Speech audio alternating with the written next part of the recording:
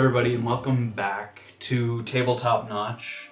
This is going to be chapter 74 of our campaign, A Peek Beneath the Veil, but we're going to be starting things off a little differently tonight. Orba, having made the long journey across Antisuyu all the way from the port of Urnchupa to the coastal town of Navikapura, has finally located the wizard Celis, hopefully on her way to eventually a longer discussion with Cliff Ironcloud, the brother of Salandriel, who's the wizard who taught Orba at the Halls of Transmutation. And we're going to dive into a solo session, which will then be followed by a short 5-minute break while we let everybody else come into the room. Then we'll come back and we'll do all the usual shout-outs. We'll do a little bit of, saying hey, hello to everybody. We'll do the typical recap of last episode at that point. But for now, we're just going to dive right back in. So I'm going to roll the character intro, the usual sort of intro slate. Okay. Gives us a little clean wipe. And when we get back, we'll jump right back in. Stay tuned. We hope you enjoy. And welcome to Tabletop Notch.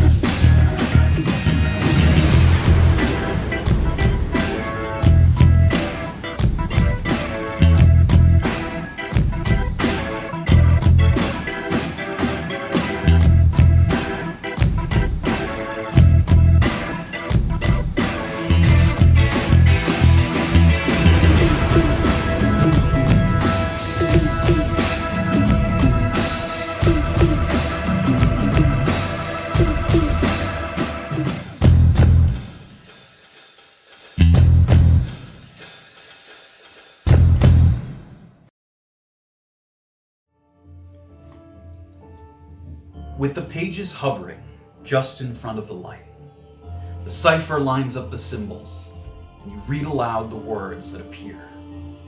The gods are not forever. The mortal makes the divine. I am a reaper. It is my time. The last syllables hover on your lips, and you feel a comforting cool, like toiling all day in the sun and then dipping your feet in a cold stream.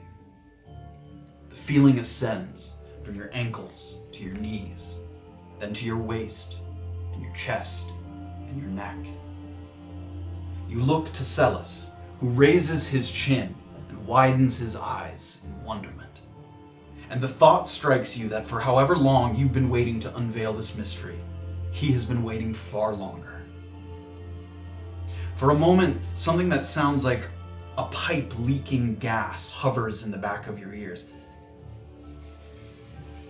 A hushed hiss that grows in volume until you can make out that it's whispers, 1,000 muffled voices repeating the lines from the page. The gods are not forever. The mortal makes the divine. You are a reaper. It's your time. And the whispers grow and grow and then go quiet. Celis reaches out and touches you on the hand. You didn't realize just how cold your extremities were until you felt the warmth of his, and yet it's his temperature that feels unnatural to you, not yours. All your life, the magic power that you possessed was learned, achieved through careful study, an academic understanding of how each material component, each somatic gesture, and each shift in vocal intonation would set the threads of magic in motion. But what you feel now is something new, something raw, something unlocked within you, as if a mage of a time past had bestowed upon you their knowledge, but you haven't sifted through the pages of their life's work. A library opened up in the back of your mind that you've yet to set foot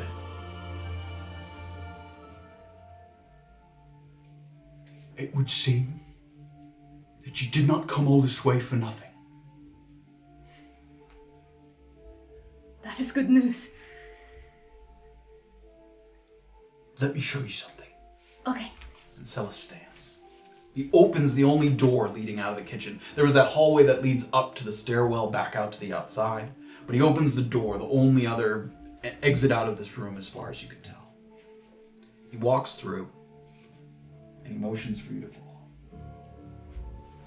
It's pitch black inside. With the exception of the light coming from his staff, he still has his staff lit. And you can tell the room is large as soon as you step into it because the cantrip, sheds light out to about 40 feet. And your dark vision can even extend 20 feet beyond that, and still you can't see the exterior walls of the room. So it's quite large, open room. The ground is made of stone, and it's covered in imperfections, chipped rock, scorch marks, indentations. This is where I practice spells, or perform experiments perhaps too dangerous to do at my own home. There is a pillar in the center, and I will light, and it will light up the entire room. Follow me. He starts to walk. Slowly, he can see with the light, so he can see the ground in front of him, but he's careful, he doesn't want to sort of rush his way there. So he takes sort of slow, methodical steps, and you follow behind him. You can hear both yours and his footsteps kind of gently on the floor. It is an incredible thing to be a wizard, is it not? Yes. The magic at your fingertips, the intimate understanding of the limits of the arcane. But there are those whose power is given, not earned. And I speak primarily of clerics whose connection to the divine is a unique dynamic. There are other worlds, other universes, other planes of existence that have a much stronger connection to the gods than ours. Places where the power that a cleric wields is unmatched, supreme. But the strands that connect the gods to our world are thin, relatively speaking. And because of this, wizards here have thrived. Whereas in other worlds, the gods would strike down any mage who threatened their power. For thousands of years, the balance between mortal and divine was kept by reapers. The longer that a god stays connected to our world, the thicker those strands get, the more powerful they become. Killing a god is a misnomer, but it was a reaper's job to cut these strands before they became too thick, thus severing the connection between a god and our world. Do you understand? Yes. When a reaper dies, a new one is chosen by the spirits of the dead. It takes time for a reaper to realize their potential and carry out their duties. But normally this is not a problem. There are more than one reaper, and it takes more than a couple of decades before the god strands get too thick. So there is time. But what if, and he starts to slow his pace a little bit, there was someone or something tracking down reapers before they became strong enough to defend themselves. Generations going by, reapers dispatched over and over, and the strands growing ever thicker because there is no one to cut them. The gods would grow in their influence and their audacity. And that is what we are seeing now. Salandriel saw this happening.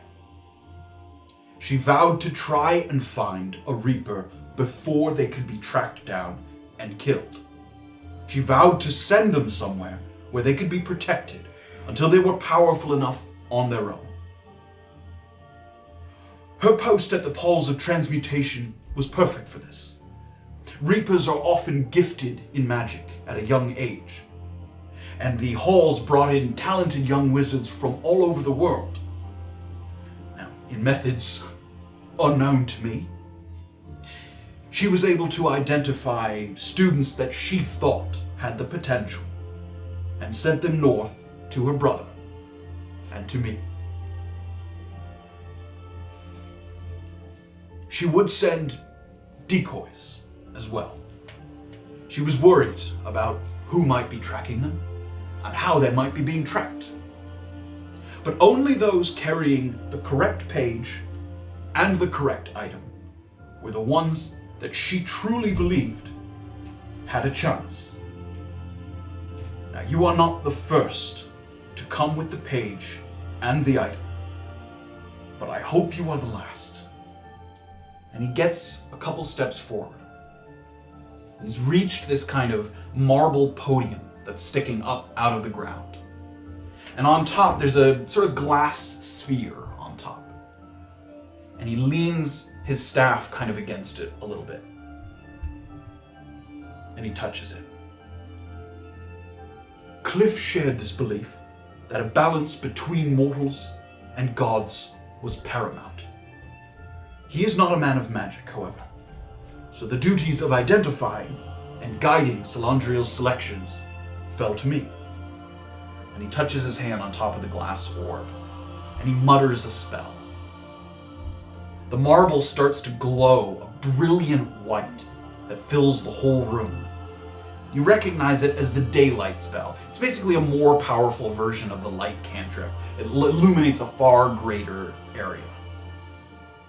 And as the light stretches across the floor and up to the exterior walls, you start to see remains. Skeletal remains. Dozens of them. Humanoid, but different sizes, shapes, races, littered around the perimeter, unceremoniously positioned as if not intentionally laid to rest, but struck down by a great force. I know that Salandriel intended for only those with the correct item and page to be tried as reapers. But with every passing day, the gods become more powerful, and we become more desperate. So instead of sending the decoys away, I gave them a chance. She couldn't be certain, after all, could she? So every man, every woman who reached us from Salandriel, I tried to see if they could be a reaper. And all of them have failed. But that is where I hope that you will succeed. And he takes a step backwards away from you. And he mutters something. Trinit fire yaramopontao. Janna fut rikot fut vino thodifofiamo. And he holds his hand up. And there's a little bit of rattling in the ground around you. And after he finishes that incantation, closes his fist and disappears, having casted the invisibility spell. And the light from the orb remains, but you look around and you're alone and you listen until you hear a and it sounds like the door that you came through has closed.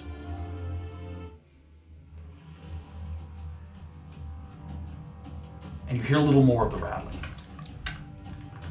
And the bones around you start to shift in toward the center of the room from different, a femur from here, a spine from here, drifting across the floor of the room, and finally meeting at a point maybe 15, 20 feet away from you.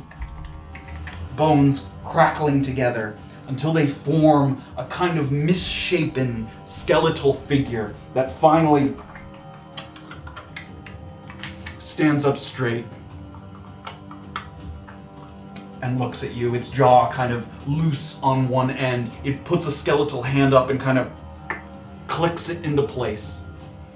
And it takes another bone and it snaps it in its hand that sort of forms two blades, each made of bone, one in each hand.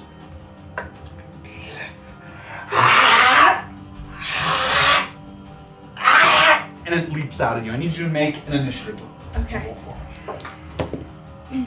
13. 11. Okay. Does that mean it's my turn? It does. Okay. We enter into Salandriel's chamber here. Orba, this is the pillar that you were sort of at here in the center. Each space here is 10 feet, so this is a little larger. I tried to condense it a little bit for the sake of visual. Okay. And the skeletal figure stands Oh my god. across from you. Yep. Uh-huh. And it looks like it's stepping forward, taking one big step, and it takes out this kind of bone blade, and it sort of holds it in one hand, and it looks like it's coming in, but you quickly, sort of sharply, get your wits about you, calmly take stock of the situation, and you have a moment to act first here. Yup. Alright. So he's 30 feet? 20 He's feet? 20 feet away from you. Okay. We'll say there and there, yeah. 5, 10, 15, 20 feet away from you. Gosh, alright. I don't have very many spells here. Orba's gonna go ahead and first just cast Ray of Frost. Okay. Yes. Is that a save or an attack roll? It's an attack roll. Okay. 24 to hit? That hits. Roll for damage. Okay. Oh my god, what is the damage? D8. Just 2 damage, but your speed's reduced by 10. Speed reduced by 10. 2 damage? Correct. Okay. Okay. Anything else? So after Orba casts it, she's gonna move 30 feet, I guess, diagonally. Okay. 5, 10. Is that direction okay? Yeah. 15, 20, 25, 30. And Yeah. she's gonna Take scream, another 5 feet to the wall. Yeah. Celis! And that's it. All right. The creature, sort of bones crackling from the shards of ice, takes a couple big steps in. Its movement speed, it's not going to be able to reach you all the way. 5, 10. So yeah, basically gets, no, can't go that far because of the speed. I was about to say. Yep. It gets, so now you're about 30 feet away. It's going to be a little fudge because of the base sizes. So he's Okay. about 30 feet away from you. Okay. So he takes a couple steps, and after taking a couple steps, he takes one of the blades and over the top, and he's going to make a thrown attack here. That is a 15 to hit. Okay. Yep. Okay, that hits. Okay. You take 7 piercing damage as the bone slashes you on the way by, and you can hear it kind of clatter against the wall behind you. And right after that happens, you sort of look back up to him, and it goes, and he summons the bone back to him. Son of a bitch. All right, what's up? All right, next up. Oh god. Orba's gonna cast Maximilian's Earthen Grasp. Okay. The earthen grasp comes up. And she's gonna just try to pin this guy down. And Okay. and Where do you want it? resistance. Do you want it between you guys? Yes, please. That would be stupendous. And you have to make a strength saving throw. Okay. I will tell you, he looks pretty strong, Yeah, pretty I know. big, but okay, 14 saves. Okay, the hand comes out and it tries to grasp the bone, but you can see it kind of just wisp its way out between the fingers, and the hand comes up empty. Anything else? Yes. Maximilian doesn't get an opportunity of attack, right? I don't believe so. I don't think so either. Okay. Because it doesn't actually make attacks; it squeezes. I think. Yeah, it doesn't like make a proper attack. But, however, if he throws the dagger potentially through the hand, is that considered like a friendly unit Yeah, or that is. There's cover involved there. Yes, he's throwing it to her. Orba's gonna take 10 more feet to that. This way? Yeah. Fine. So I guess it's still a little bit in the way there. Sure. Or is it always in the way if it's in melee range? Like, it's right up in front of his face, so even if she's not in the projectile Yeah, it's path? not actually a creature. It has to be a creature within 5 feet to like get the disadvantage if that's what you're looking for. Yeah, it's a spell effect. It's not a creature, so Okay, so it won't. it won't have affect it at all. disadvantage. No. I'm saying you could hide behind it and you'd maybe get the benefits of like partial cover. Okay, am I still... Yeah, if you kind of where you were is kind of right between. We'll say that. Yeah. Then. Great. That doesn't mean you can't move around it, but yes. Silas! And that's it. All right, not restrained in any way. The slow only lasts for that one round, right? He's back to where he is. 20. He's gonna get all the way up to you. Yeah. He kind of bones kind of crunching against the ground as it runs. One of the ankles kind of hanging limp, but each time it hits the ground, it makes like this sickening cracking noise. But without pain, it sort of trudges forward, and it's gonna do a multi-attack once with each blade here. That's a 18 to hit and a 22 to hit. They both hit. They're both hitting? Yeah.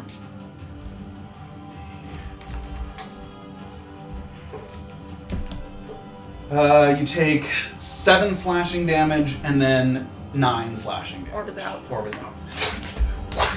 With 2 mighty blows, Orba just starting to kind of try and get her bearing. And you feel yourself hit against the back wall. And you can feel the blood trickling down your chest. And the hand disappears in the back of your vision. You start to slide down the wall. And you see the skeletal figure kind of in a kind of victory wail. And your vision blurs. And there is silence.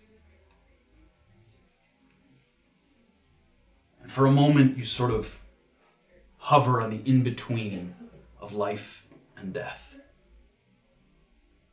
And then you hear a voice.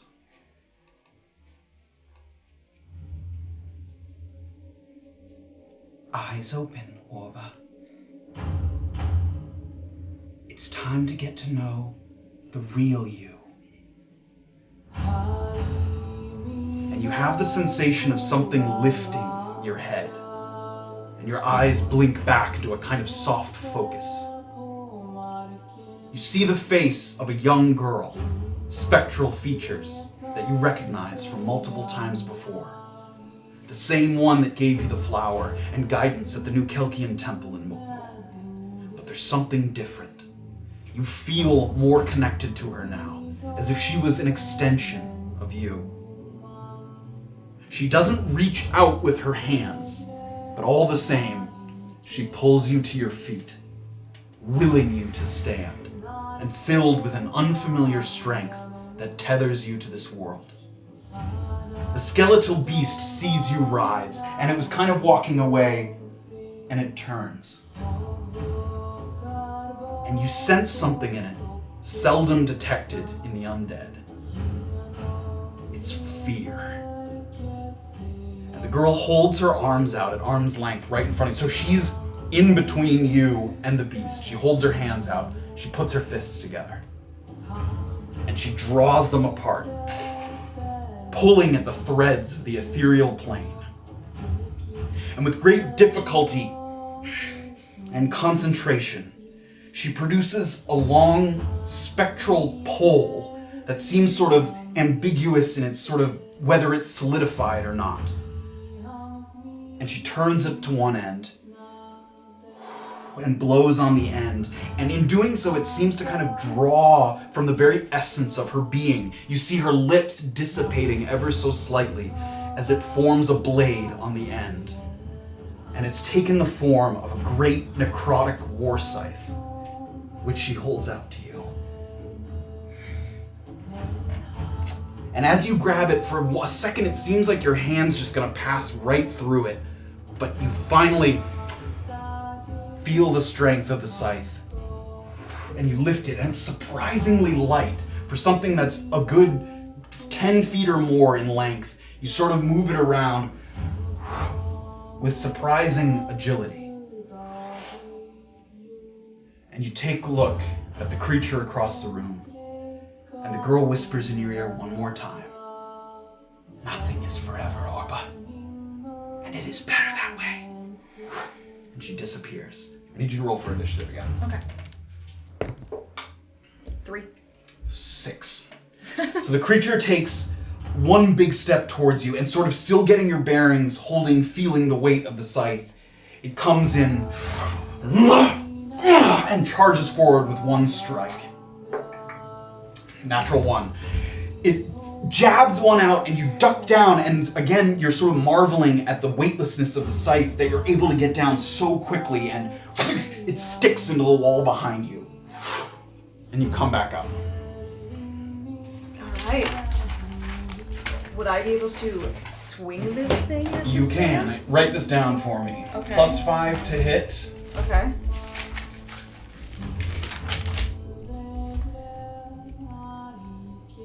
Yep. And 1d10 +3 necrotic damage on a hit. 1d10 +3 necrotic. Yep. Make an attack for me. She's gonna like aim right at his femur or something. Alright, here we go. 10 to hit. 10 misses. Okay. So with your first sort of feeling the weight of the blade, sort of struggling to kind of maintain your concentration after just sort of waking up, the sort of wave of emotion hitting you, feeling like it was your last moments, you're sort of a little distracted, and the creature is able to kind of duck out of the way of the blade, and it comes right back in with a multi-attack. 11 to hit and 18 to hit. What's my HP? Do I know? Just keep track of it for now. Okay. How much damage you take. A new tally of damage. Okay, I'm gonna cast Shield actually, so the 11 doesn't hit, just the 18. Great. You reach into the back of your mind for a spell that you know to be there. And for a moment, it's like you're searching and you're not sure if you can find it. Everything's sort of reorganized in your head and you're not exactly sure where to pull from, but it's there.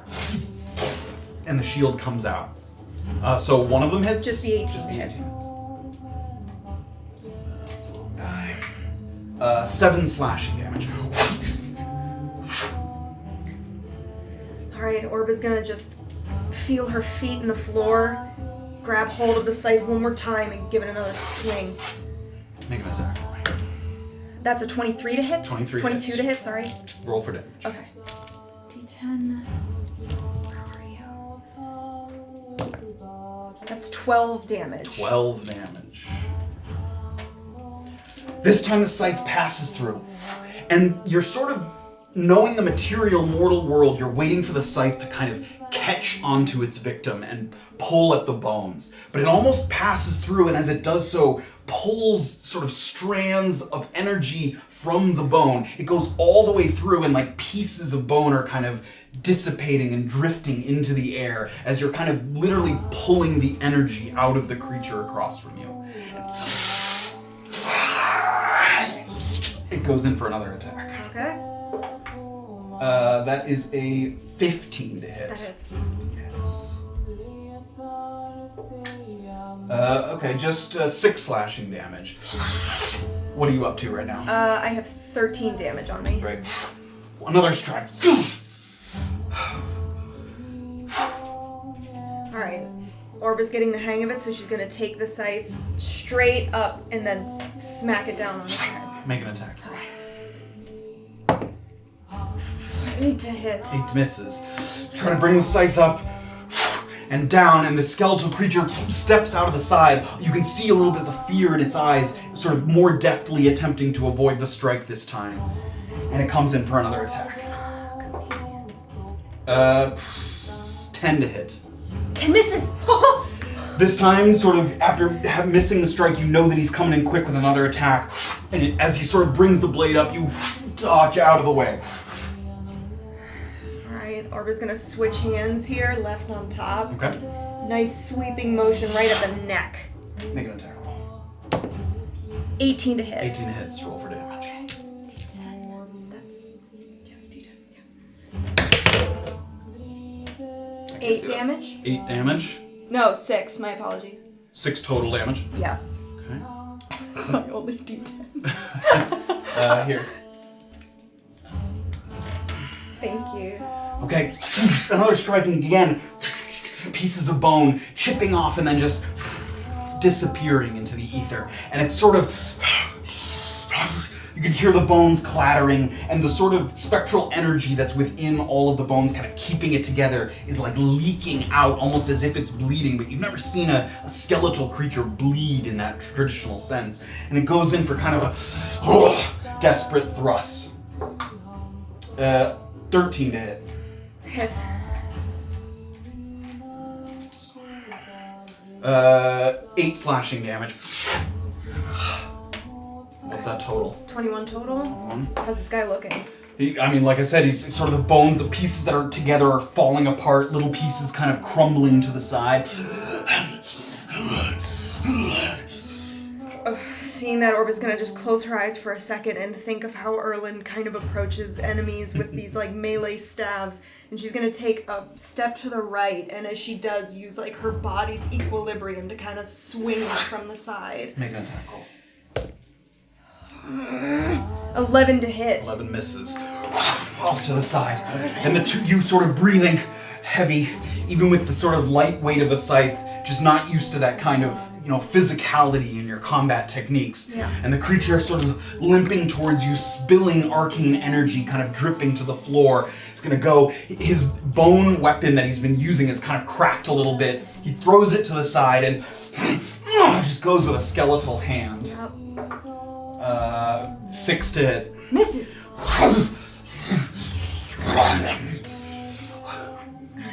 At this point, Orba's just getting really frustrated that it didn't work, and she's gonna take the butt of the glaive and just try. Great, make an attack roll. Okay. Natural 20. Roll for damage. Okay. Oh, it's been so long. Oh, sweet babies. All right, double the die. 10, so 13 total. Show us how it's done, Orba. So Orba just grips the staff as hard as she can, just sees one spot on his stomach that's just kind of oozing blood and just sticks it right in and gives it a little dig. And as you twist and pull, you push it in, and once again, it's almost like you're ripping at its very essence, and the sort of essence of the creature drapes over the end of the scythe, almost like wet rice paper over a fork or spoon, and you just kind of push it through and pull it back, and then it just sort of slides off, and that glowing kind of arcane necrotic energy that was holding it together has been pulled out of it, and the bones clatter to the floor. Orba just takes like one deep breath in and then just lets out like a shrill scream, the highest pitch she can manage, just like bloodshot eyes staring down at this thing. Orba stands there. And you look at the scythe in your hand. The energy coming from it.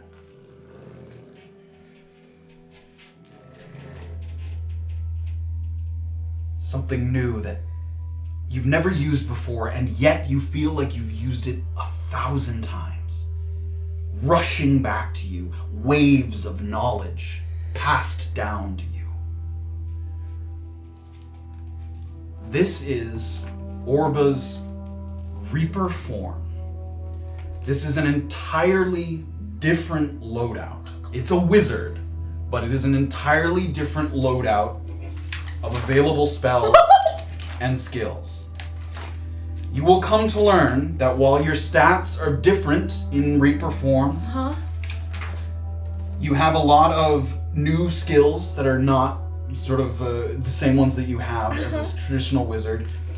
There are things that remain the same. You are still a tiefling, still the same size, you still have like Hellish Rebuke, all of those same things. You draw from the same pool of energy, so any spell slots used in one form carry over to the other form. Okay. There are ways to change between the two forms, so you can't be both forms at the same time. Okay. You can be Reaper's regular form, or Orba's regular form, or Reaper form.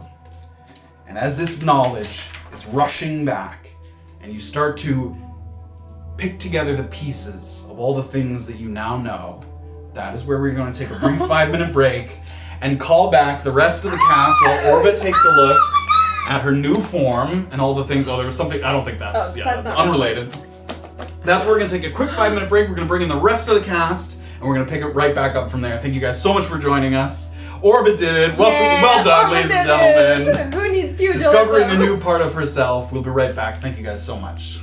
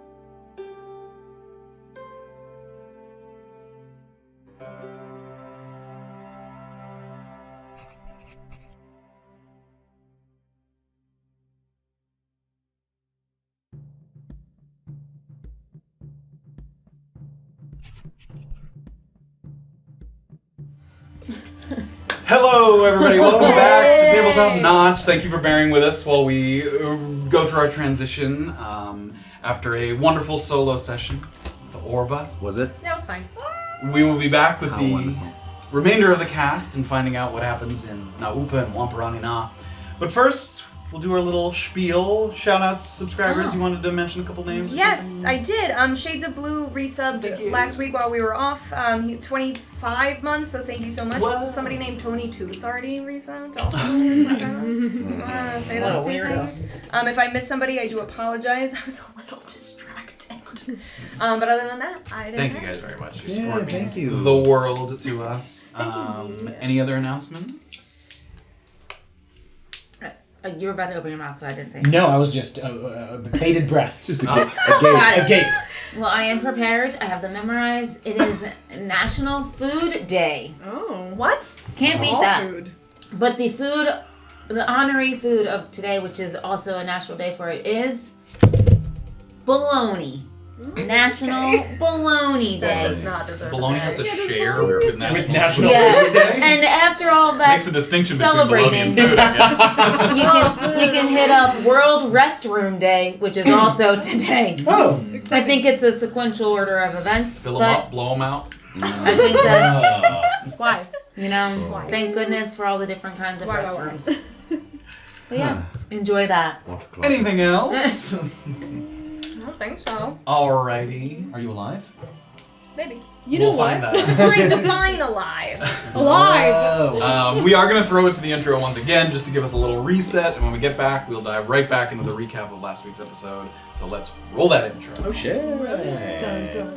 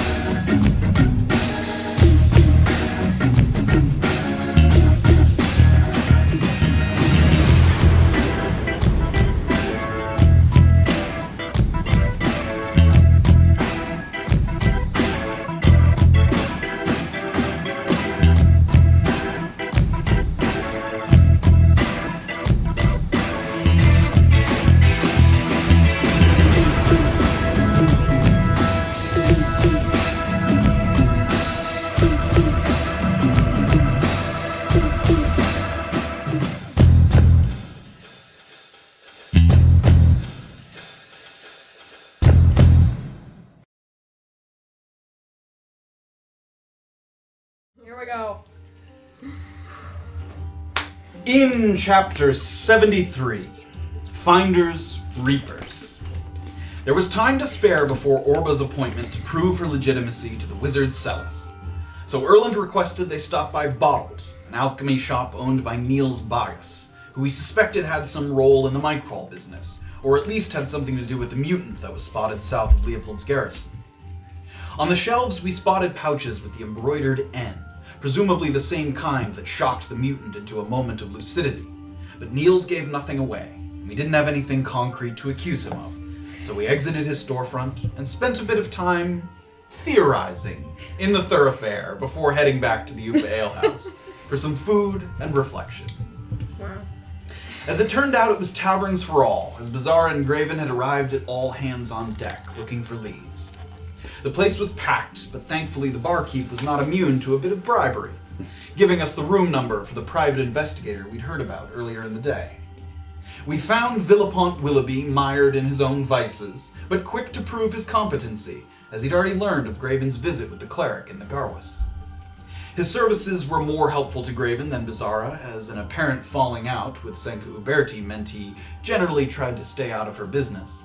But he still had plenty to say, though his current obligations were an obstacle to taking on new clients. If we were willing to lighten his load, he'd see about setting up a meet. So off to Wilson's Cleaver house it was, to get him to drop his round-the-clock retainer. Before that, however, Beezaura scoured the bar for Hatchet, a known Mycrawl dealer who had been spotted talking to Mr. 2 before he went missing. Like some others we'd run into in Navikapura, Hatchet was hardly an open book in the presence of outsiders. But he did imply that a good way to get to know each other was to indulge in the potent drug that he was peddling. It seemed like a dangerous proposition, so we asked for a little time to think. And at the opposite end of the city, the chatty bartender Safira was giving the others plenty of information to digest as well. She told us that the Rediran elves had reached out to Cliff Ironcloud, hoping to relocate their people, which was of particular interest to Erland, who had promised them help and money prior to our scouting mission in the Shaki Mountains. Satiria's other topics of conversation were thankfully a little more lighthearted. A traveling musician was set to perform tomorrow at the alehouse. A hedge maze was open to the public at Boffin Estates. And perhaps most interestingly, weapons expert Sarn Darrow was giving a demonstration with his graduating students at his training grounds. Erland and Safira found their way there and were both impressed by the scope of his expertise and shocked by how openly he advertised the use of myconid extract in his accelerated program. My word. It was apparent that the dark sides of extract use were either lesser known or better hidden in the north, and as the elves pondered what this might mean for our respective missions, the sun had set, which meant it was Orba's time to take a trip outside the city. Her magical detection guided her to a door in the forest, where she finally stood face to face with Celis. Allowing her inside, Celis presented Orba with a book containing symbols and sketches, very much like the ones on the page she'd been carrying since her time arriving in Antisuyu. He showed her how the book was a cipher, and explained that if she was meant to speak with Cliff further, she would be able to read her page as she held it up to the key. With bated breath, Orba held the paper to the light and spoke the words she saw appear, but without knowing what it meant, we could only wonder. Would this knowledge help explain why Lady Salandriel was so adamant about sneaking Orba out of the halls of transmutation? Could access to Cliff Ironcloud produce a contract to bolster Erland's case for remission? And is it bad form for Graven to ask a favor from a man he just publicly humiliated and pummeled? We find out now, on chapter 74 of A Peek Beneath the Veil.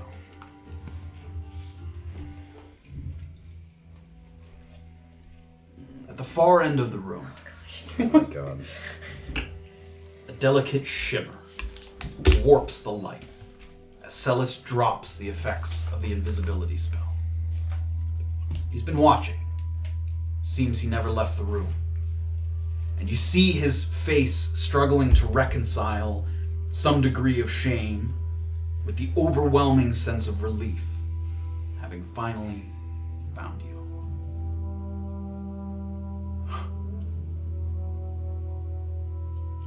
I'm sure you're not entirely happy with me, but you don't need to be.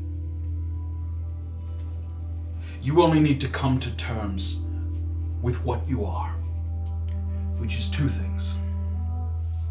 One, capable of a great balancing power that can restore the equilibrium of gods and mortals. And two, far from ready to take on such a task just yet.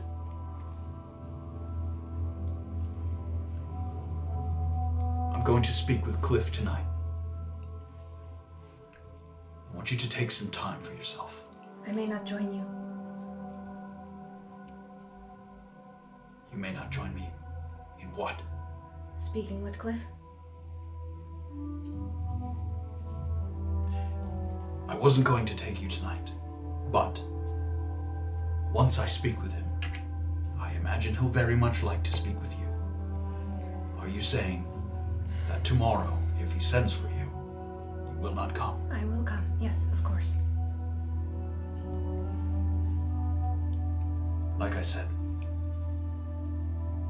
take some time for yourself. See some friends. Have a drink. Digest what you've learned here. Stay in town. Cliff will send for you tomorrow. And when you meet, try not to hold my transgressions against him. He was not aware of the sacrifices that I have made here. Really? He knows what I was meant to do. But as far as he knows, I sent the others away without another word. But I couldn't take that risk. And I couldn't explain it to him. Because he is not a man of magic.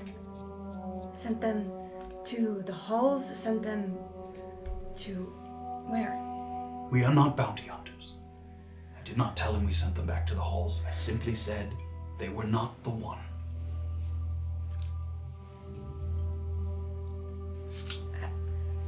Have you heard anything from Salandriel as well? Not in some time. You do not know if she is alright, if she... I know that Salandriel is all right when another wizard arrives at my doorstep. That is how I know. This search has gone on longer than you think. The ones that escaped around my time. Orba glances around the room. Here. Not all of them. That is good, I suppose. I thought that being captured would be the worst possible thing to have happened to them.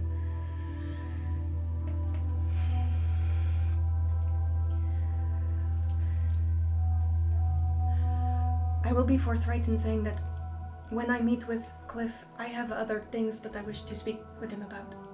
Specifically about the people that I travel with. I'm sure that's fine. Okay. I believe he has plans for where to proceed from here, if you wish it. And I hope for all our sakes you do.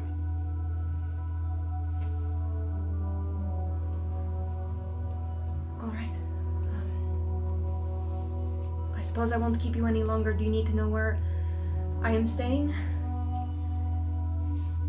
Do not be frightened or surprised if over the course of the next 24 hours you spot acolytes in dull blue robes watching you from a distance. I will be having associates of mine keep an eye on you for your safety until you've spoken further with Cliff. They will otherwise not interfere with your affairs. All right. Okay. I feel like I have a million questions for you, and yet I don't know what they are at this point. Take some time and think. This is only just the beginning, not the end. I look forward to seeing you again. And he seems a little taken aback by that.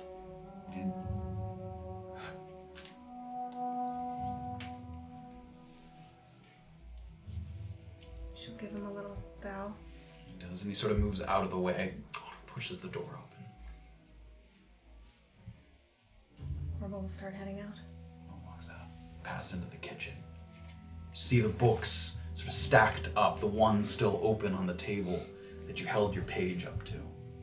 all of the studying, all of the time that he spent here pouring through these pages, finding the combinations and the letters. All this time spent looking for you. You start up the stairs that lead back out to the forest. And Orba thinks. And we're going to jump back in time a little bit as Orba's sort of working into the night here. We're going to go back to where a couple other people were, which was a little bit before the true sort of fall of night. What's up? In the waning hours of daylight, you put some distance between yourselves and all hands on deck. And in doing so, you move heavily against the grain of traffic. The more those working at the docks finish their shifts, the more bodies swarm to the popular tavern. You get the sense that while they enjoy their off hours as much as anyone does, this is a population happy to take on the extra workloads that have come their way since the development of the ports. More boats means more coin in their pockets. And the smiles on their faces reflect that. So you have a little time here as you're moving away from all hands. Hopefully, Cleaver will have something simple that will subdue him and let us get some time out of Villapont. I certainly hope so. I mean, if he's willing to tell us anything after you pummeled him. Well, I don't know. I'll offer to throw a fight or something in public. I was going to say, he's probably afraid of you now. I don't know if he's afraid of me, but... If anything, I can try to intimidate him. Maybe he finds me unsuspecting. We'll see. Well, No offense. no, I understand. So, man, it's probably not the best. I mean, you could intimidate him. I just don't know if that's the best course. Maybe if he feels that two parties are looking out for him, we don't have to say that Willoughby is completely abandoning his wishes. Like we would spend time just listening to hear people talk shit about him. If it gets us what we want in the end. We'll see. Oh. This is getting And with the more miserable complicated. proposition of having to sit around town waiting to see if people talk shit about Wilson Cleaver, Exactly. they start to walk a little more. God. You take little notice of the many people that pass you by, all kinds, dressed mostly in sort of laboring attire, a lot of people coming in from the docks. Until there seems to be one heading very intentionally and directly for you. It's moving quickly. And almost on a collision course until he stops, maybe 20 feet away. It's a half-elf man with a short salt and pepper hair, scratchy-looking 10-day beard. After pulling up abruptly, he pulls out a pipe from one pocket, opens another pocket on his vest, pulls out some tobacco, and starts to sort of put it into the end of the pipe, pack it, takes a little match, and blows a little stream of smoke. The vest that he has is unbuttoned, slipped over a white shirt that's also haphazard in its appearance. Enough of the buttons undone that a tuft of chest hair pokes out, and the entire ensemble is tied together with a combination kind of leather strap and utility belt goes over one shoulder and around his waist. I can't sleep on my left side, thanks to you cracking my collarbone on the way out. So explain to me how it makes sense that I'm happy to see you. And you see the face of Mohan Fowler, who you last saw at Leopold's garrison before your escape, very shortly before being apprehended by Jillian Casivo. And he kind of gives you sort of a muted, tight smile as he purses his lips around the pipe. He looks around a little bit. You'll, excuse me if I can't exactly give you a hug in public. I understand, sir. You've healed nicely. Why does it not surprise me that it wouldn't take you but a month to get back on your feet? Well, you certainly gave me inspirations. I got word from a couple of my boys that someone was running around town. A halfling that looked an awful lot like the one that we chased out of Leopold's a while back. Oh, really? And that was something I had to look into myself to believe it. They're not actively looking for me? Well, I take it the Gentle Void has granted you a stay of execution, or you wouldn't be out here showing your face to every passerby. That is true. I'm on a very interesting journey. And this fella, he's what? He's Graven. He is a friend of mine. You can trust him. I've learned to. All right. Graven? This is a friend of yours, Mohan Fowler. Graven.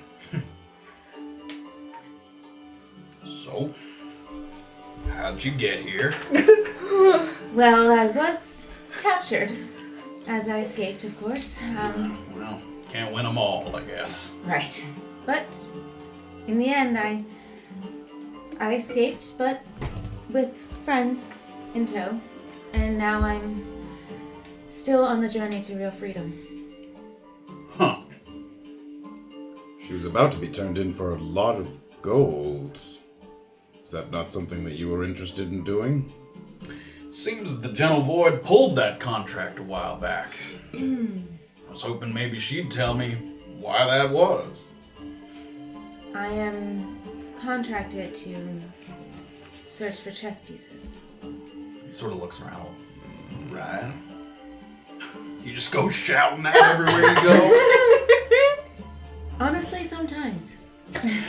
But I know it's not something to really announce. But to you, I'm flattered. Apparently those Beezaura stones gave you better luck than I thought they would, so... I'm glad I swiped them when I left. I hope it wouldn't be construed as inappropriate or presumptuous for me to ask you if you'd like to take a look at the house I bought when I got here. It's right on the water, just like we talked about, remember? I'm happy for you, sir. Thought we might be able to have a more in-depth conversation out of the way of prying eyes and ears. I'd like that very much. Can you spare her for a moment, big fella? I suppose. Unless you would like to come. I think you'd better talk to him about that. I think it's gonna be odd enough having you follow 30 paces behind me so no one sees me walking with you. He might draw the eye just a little bit more. Of course. I will join you. I'd like that. You seem to know a lot about the Gentle Void. Boy, I am the Gentle Void out here. And I just turned like, What? he helped me escape before being captured by Jillian. All right, well, maybe he knows something about... If you're not being looked after by the entire Gentle Void, there is at least one person who we met on the road. I know. Can I describe the red-skinned The tiefling? Yeah. To him or to her? To him. There was a tiefling that we... on the road that was Stalled and took a good look at us. Is he someone that you work with? Maybe you let me and Beezaura have a little chat. And she can relay back to you whatever she feels she trusts you with. How about that? That's fine. I trust him. All right. Should I be looking out? Should you? I haven't heard to be looking out for a Goliath, if that's what you're asking. Good. You got some reason to be? I don't think so. No more than her. I have many. Let me just say goodbye for a moment. I'll walk slow. Follow behind at a decent bit. Sure. He starts to kind of slowly walk in the other direction, kind of north up toward the docks. I'll go talk to Cleaver. Is there anything you personally would like me to ask him? Ask the Gentle Void. Does he know anything about why Safira's face is all over the broken crown? I could definitely ask him. Does he know that Tiefling? He is very much on the inside, but very much on my side as well. All right. Well, I suppose I'll meet you back at either the dock or The bar. Yeah, the bar, or if for some reason The deck. The docks. The deck. She's like at the docks. I'm by the water. Either Don't see at the deck, or if for some reason that is a hot locale. Oh my gosh. I mean, if it's something wrong, if something goes wrong. Right. He just laughs and If it's not, if it's too much. Yes, if it's too hot there. Do you remember the Broken Crown outpost when we first came into this district? The abandoned one. If for some reason we can't meet at the bar, I'll meet you there. How long do you think you'll be? How long do you think you'll be? At least until tonight, I would imagine. Sure. Be careful. Cool. Thank you. You too. Good luck. And you see as Mohan's kind of walking, he steals a couple looks back, and once he sees that you're behind him a little bit, picks up his pace a little bit and kind of follow him, at a little distance so you're not walking side by side. And you watch Beezaura kind of walk off there toward the docks, once again, sort of against the grain of traffic, headed generally in the direction of all hands on deck. And we go over.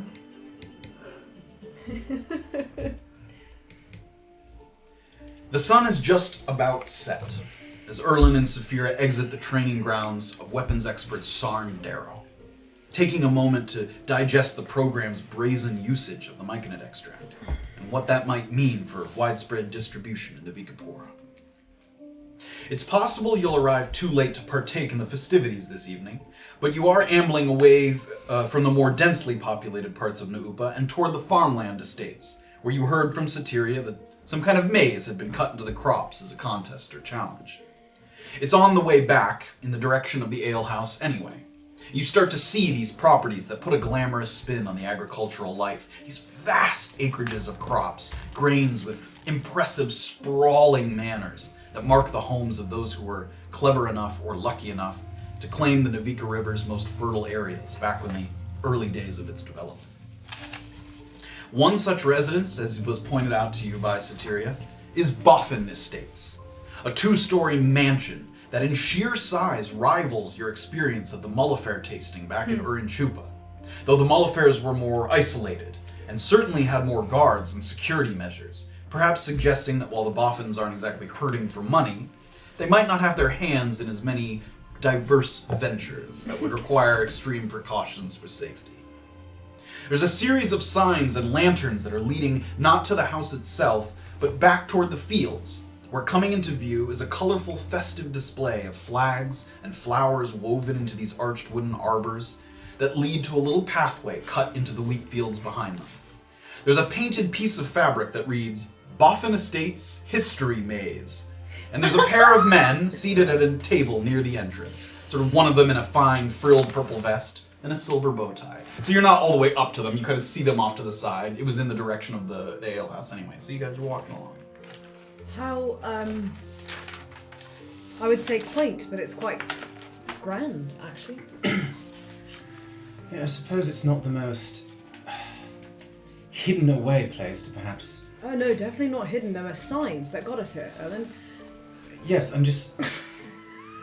Remember the reason I So thought... hang on, are we scoping... We're not actually scoping this out for a location, are we? I thought perhaps if we could gain the upper hand by... Well, what gives us the... I suppose we walk If in. we Do can... you think we can learn the maze tonight? Perhaps, or we could ask the Okay. two... No, I mean, maybe you're better with directions than I am, but I certainly can't. I mean, I'm just telling you now. it seems sort of closed at the moment, but we can ask at least. It's an option. I'm just trying to figure out the best place so that this doesn't... What are you going to ask them? Hey, do you mind if If we we- stage an ambush in your maze? No, do you mind if... Can can we try the maze? Right now, do you think they're going to let us in after all? I mean, I suppose we can bribe them, but I don't know. Sure, or we could simply say, hey, is there a solution to the maze? What? Wait, hang on. Do you think this is like... can No, you how solve do you this? think this works? They've got like a key? An answer key for you? You walk I through. assume so. What if a child got lost in it? They need to rescue the child. There must be some sort of I suppose that's true, but map I would or think that key. maybe they just know their way round. But I don't know. You can ask them whatever you want. If you want to go ask them if they have a There's key. no harm in... I'm going to start approaching you guys. And the guy that was in the sort of frilled purple vest and the silver bow tie sees you guys approaching, and he kind of comes up to you, sort of grabs himself by the lapels a little bit.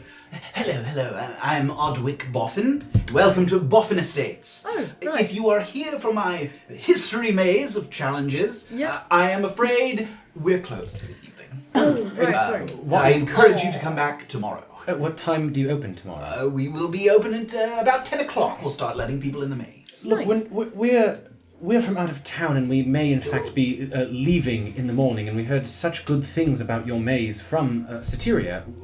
We do at the. And she told you to come at night? No, she mentioned that it was a wonderful Sorry, sight to see. I just wanted to walk.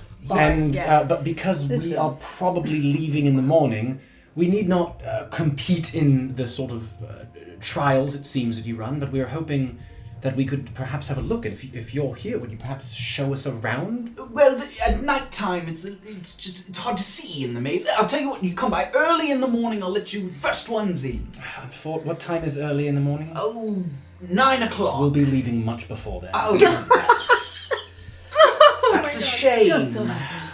Right. Well, if our plans should change, then, we'll let you know. But thanks, we appreciate it. Yes, and as he said, he kind of gives you a little bow, and there's a little sort of sculpture of his head on a nearby post, and as he bows, it seems to kind of trigger something, and it makes a noise that sounds very much like when you were in Josco's castle. It's the magic mouth spell. It's able to like make an inanimate object basically speak out, and as he bows, it starts to talk, and it's like, the integrity and distinction of Boffin Estates, and he goes, and he starts to like cover up the mouth a little. Scattered throughout the property, there's a number of these that teach you all about Boffin Estates, and, where we come from, and that kind of thing. This one's sort of temperamental, I'm afraid. Does anyone know the I assume people solve the maze. Yes. Is it a challenging maze? There are 3 flags hidden throughout the maze. And the challenge is to go in and get all 3 flags and get out, and we time you. We see who has the fastest time. Well, have you ever lost anyone in the maze for a significant amount of time? Has someone gone in and not been able to come out and you've had to rescue them? No, it's a rather small maze. I see. I have no idea. I mean, it's not small, like but it would be difficult to get truly lost in the maze. Well, you have a beautiful property, and if our plans change, we'll try Yes, and we will swing let by. you know. I will be happy to try and squeeze you in. And he sort of picks up kind of a ledger that looks like it had a bunch of people's names in it, and he gives you a nod. He starts to walk. With the magic mouth spell, that's like a Josco didn't invent that. Right? Oh no, that's okay. Yep, that's a spell. Hey, I know that. I know that guy. You know that cardboard guy? I know him. So he starts to kind of walk away, and there's one guy kind of left at the desk there, seemed to be, not dressed nearly as fine in such fine attire, that's kind of left there, sort of gathering up some of the papers and things, and he watches Odwick Boffin kind of walk towards the manor.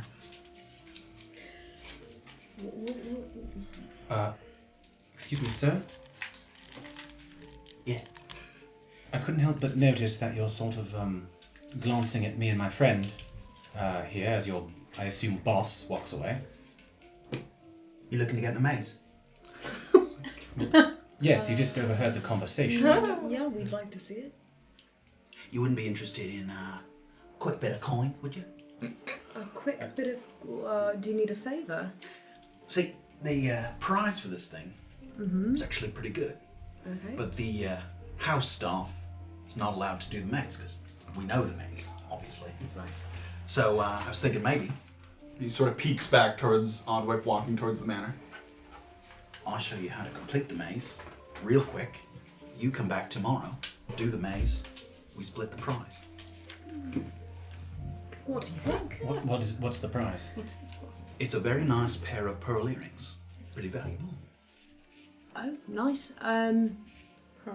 Does that seem true to me? Make an insight check.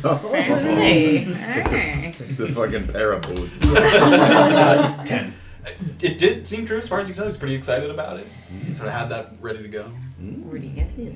Okay. I was waiting for someone to come by who was from out of town, because I didn't want him to sort of suspect, if you completed the maze real quick, that it was someone that, I tipped off. Right. I didn't want to pick one of my friends to do it. Sure, makes sense. Yeah, I mean, I think we could be interested in We that. could probably delay our travels. Oh, for sure. And come back in the morning. Yeah, that seems fun. Just one of us would run, I assume? Yeah, or you could both do it, but only one of you's going to win. Sure. Sure. I mean, if we'll- you teach it to both of us, perhaps just in case one of us mucks it Raise up. our chances, right? Yes. You both come. All right. Oh my gosh. Okay, sure. Sure, yes. So, when we win, then we split, we each get an earring, yeah? We each get. Would they not sell for more as a pair and then we split the earnings? Who's buying a single earring? Well, I would sell them to, maybe Keon as collateral if you've been I there. would say, and I'm kind of giving Erland a squeeze on like the hand if I can. Like, I would say keep the earrings. We wanted to see the maze anyway, and we can arrange sort of payment after. What? You want me to teach you how to cheat the maze? Yes. And then you don't want the prize for No, cheating listen, the maze? I think what my friend is trying to say What? is we'll sell the earrings and we'll split the earnings, rather than splitting the earrings. They won't sell a single. I'm just telling you. I'm a lady. You're not going to buy just one of them. Make a persuasion check. I'm a lady. That's not. You will say but usually it's much worse, and I have no. Yeah. Okay, 7. Well, the problem is, there isn't a place to sell it here in Orba. You have to go to a different township, Keanu's or the General's General. So what, you're going to go all the way there? Well, how do I know you're not just going to fuck off with earrings? All right, fine. I really don't want We'll them. each take an earring, that's fine. Fine. Okay. That's what I'm talking about. Okay. So sure. show us then, can we take, do you have a thing to take notes on? Yeah, take a little walk that way, wait about 5 minutes, come back. All right, sure. Okay. Yeah. And as you guys start to walk away, you can see he's starting to turn out the lanterns that are kind of hanging. Sort of some of the lights kind of. Go ahead. So you guys have a second here as you're walking away from him. All right, I don't think that this is the place to stage the ambush. Yeah, I don't know. I don't really honestly know why we're doing this, but it seems kind of fun. What else are we doing in the morning? I don't We have to stay. So what is this? This is a mission to kill time. We have to stay in Upa until And get the an earring, ambush. A single earring. And It's the if we can fancy earn art. some coin in the process, Put it enjoying on this. there. I'm really enjoying what do you this. have against earning some I coin? have nothing against it. It's just I mean, quite. like, It's funny. This is the easiest coin we've ever earned. Usually we've got to go in there and fight some ghosts, but no, he's just looking for someone to solve the puzzle. Oh, it's brilliant. No, I think we got off easy on this one. I think you're jinxing it at this point. Regardless, we'll Fuck's have to sake, well, find shut up we'll have then. to find some other place to stage the ambush. I didn't think this was going to be a good I idea thought anyway. he said I mean, I suppose if we have some kind of advantage of knowing, but I don't know. it's too I don't small of think- a maze. Yeah, there's no. I think that corners us more than anything. I think what we do, and I'm trying to make sure he's not. I think we try to do it in public when there are a bunch of people about, right? And that way there's some cover. The concert this evening. That's not a Tomorrow bad evening. idea. Tomorrow evening. The concert tomorrow evening. Bernice Yang, is it? Yarn? Bernice Yord. Yorn. Yord? Y-O-R-D-E, Yord. I spelled that Bernice wrong. Yord. The Bernice Yord concert tomorrow, perhaps, in the amphitheatre. Okay. It'll be crowded. Yeah. It will perhaps be easier to slip into a crowd if something goes wrong there. Well, yeah, that's exactly what I was thinking. And no funny hats, right? I think I still wear finery of some sort to Why identify. don't you Listen just to me, try to listen make to me, yourself listen to stand me, out? listen to me. If I wear some sort of finery identifying myself, you sit directly behind me. So a fine funny hat. Is that what you're? Is that the compromise? I'm just some way to identify myself. You sit nearby, so that if they ambush me in close quarters, you have eyes on me. And presuming Orba shows up alive and well, she can wait. Listen, she can wait up on a balcony. Presuming. And sort of observe from a bird's eye view. It'll be crowded. There'll be a way of escaping. I'll have cover nearby, and no one else gets hurt. Look, I like every part of this idea, except for the fact that you're going to be done up in your suit. What's the worst that could happen? Do you really need me to go through what the worst thing that could happen? If you're right they behind see you me- and say, oh, look, the guy in the weird outfit. Well, I can't stop an arrow going through your skull even if I'm sitting right behind you. I can stop an arrow going through my own skull, thank you very much. Got it. Truly. All right. Really, if you're that overconfident, then sure, put a And plus- giant target on your And back. plus, Orba will Do be it. up. I don't think anyone's going to fire a bow and arrow into a crowd. Really, because crazier things haven't happened to us. No, nothing like that's ever happened. I mean, you're right. I think that deters them from shooting an Plus, arrow. hopefully, if someone draws a don't- bow, Orba will see it from the. And as you guys are talking, you hear like a little, take your fucking time, why don't you?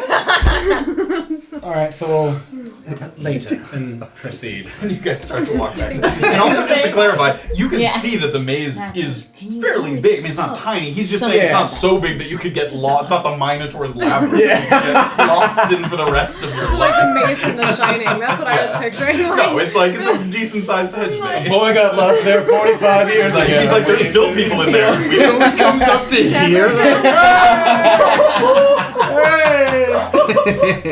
Man. And we head over to leading up the road north out of kind of not out yet, but leading out of Wampiranina, having just left the company of Beezaura. Hesitant to part ways. But even without knowing their history, you could tell how pleased Mohan was to see her, which is perhaps rare for some of the people that have happened across Beezaura to this point. Doesn't happen often. Must be nice. The sun is setting. It casts a beautiful orange glow over a small cluster of finely built timber and stone homes that have latticed windows filled in with stained glass, reflecting a brilliant array of colors. In front of one of these homes is a garden with a signpost that reads Cleaver Spices and Herbs. And you can peer into one of the first floor windows where there's kind of a distinguished older half-orc man who's leaning back in a kind of lounge chair, sipping a cup of tea, seems to be enjoying the crackling fire that's beside him. Seem to have found the house of the Cleavers. So it seems it's also like a storefront. Yes, perhaps, or I mean, they look just like homes, but it's Okay. possible that they do business here, or you're not totally sure. It doesn't look like a store necessarily. Right. Wilson was the guy's name I met. Yes. And the sign just says Cleaver, yada yada. Cleaver, spices, and herbs.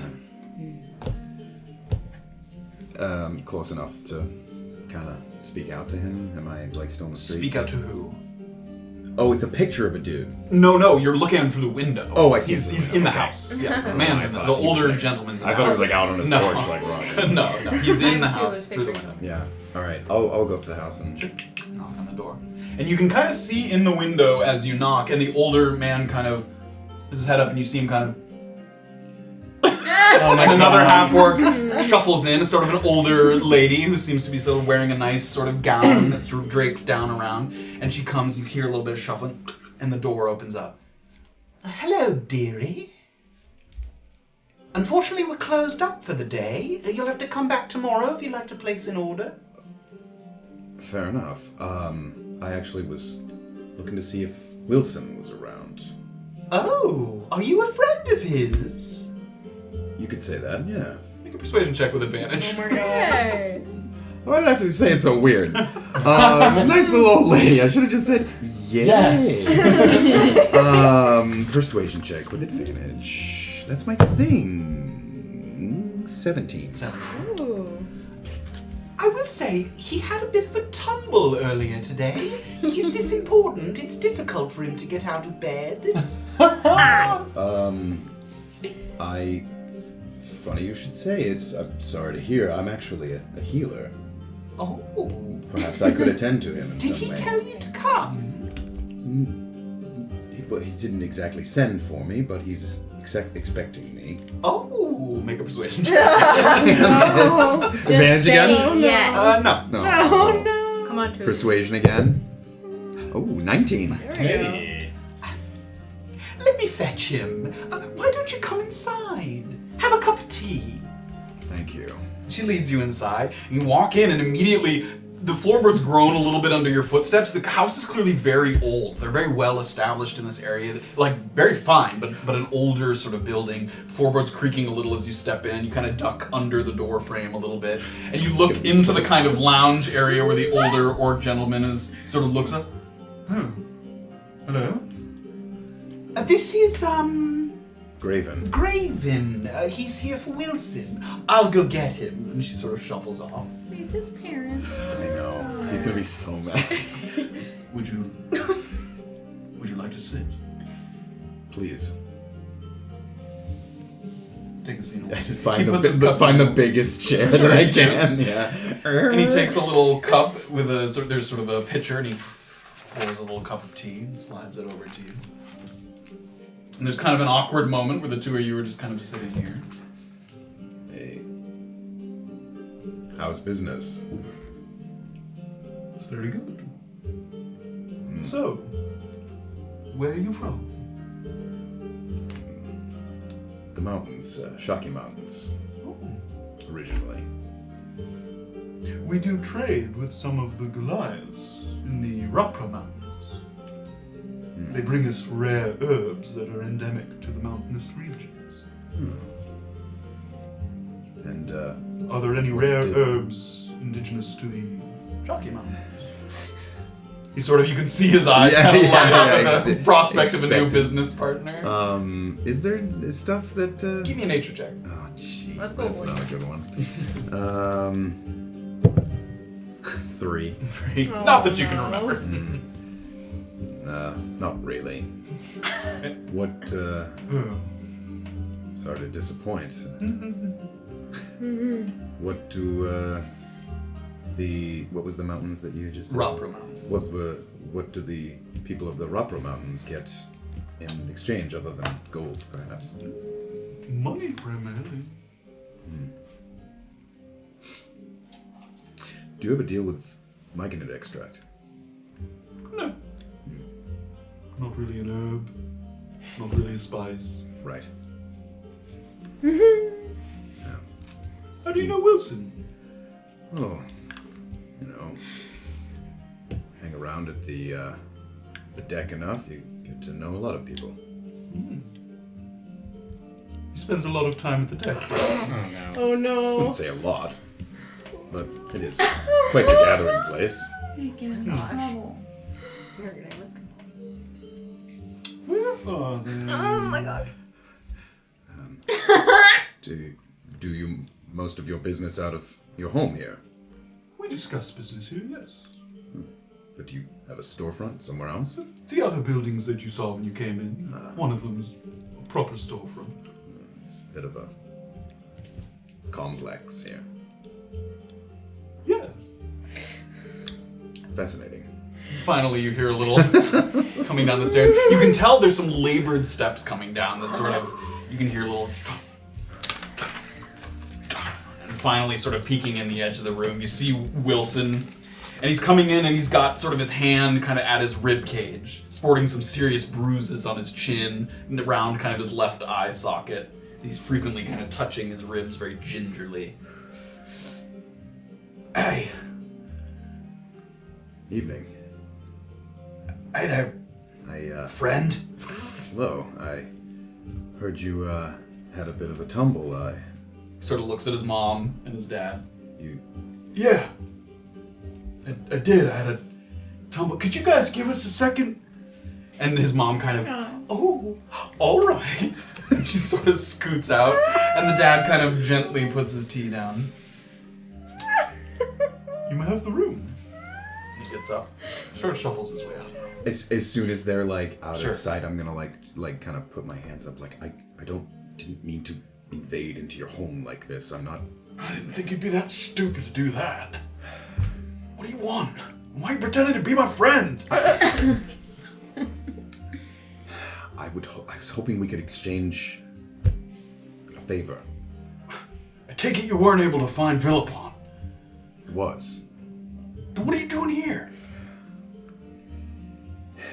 He needs a bit longer of a leash at the moment if he's going to do any work for me. And and he needs to know that you would allow him to back off a little. You realize after the thrashing you gave me earlier, there's never been a more important time for me to know who's talking shit about So me. it's my fault. Oh my god. I can't spare him is what I'm saying. 2 days. Make a persuasion check with disadvantage. That is not persuasion. 7. I'm afraid I can't do it, okay? I need him right now. Besides, what are you gonna offer me? I could heal you right now. What else? What is it that he does that I could take his place for at least a day? Do you have the network of spies that he has all throughout Wamparani? Do you want me to throw a fight for you in public? And you see him kind of... What an idea. How public?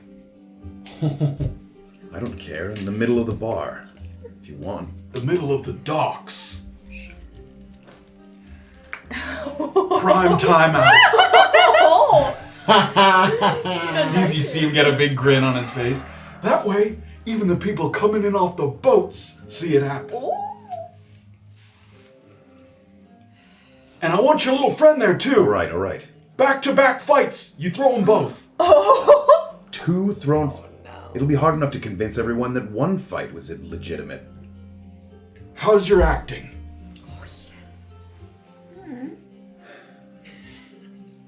One fight, but it'll be good. Make a persuasion check with disadvantage. No! Little friend. 1 and a 2. So... Oh, God. Alright, He's Look. persuaded. gotta go do some push-ups. I need Villapont. If you want Villapont, those are my terms. 2 thrown fights on the docks. And you heal me now so it doesn't look bad. It's just piling and piling now. You think that anyone's gonna believe in my condition, like win back to Fine, back fights? come here. Sort of comes in closer. And I'll, hold against his side.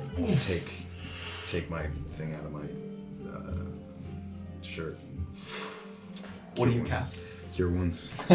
Just at space level? Yeah. Go ahead and roll for the heal. Yeah. Well, hopefully it's a green one. Touch his side, cast hold person. Yeah, oh my god. That would be awesome. You'll let him go when I tell you to let him go. Cure wounds 1d8.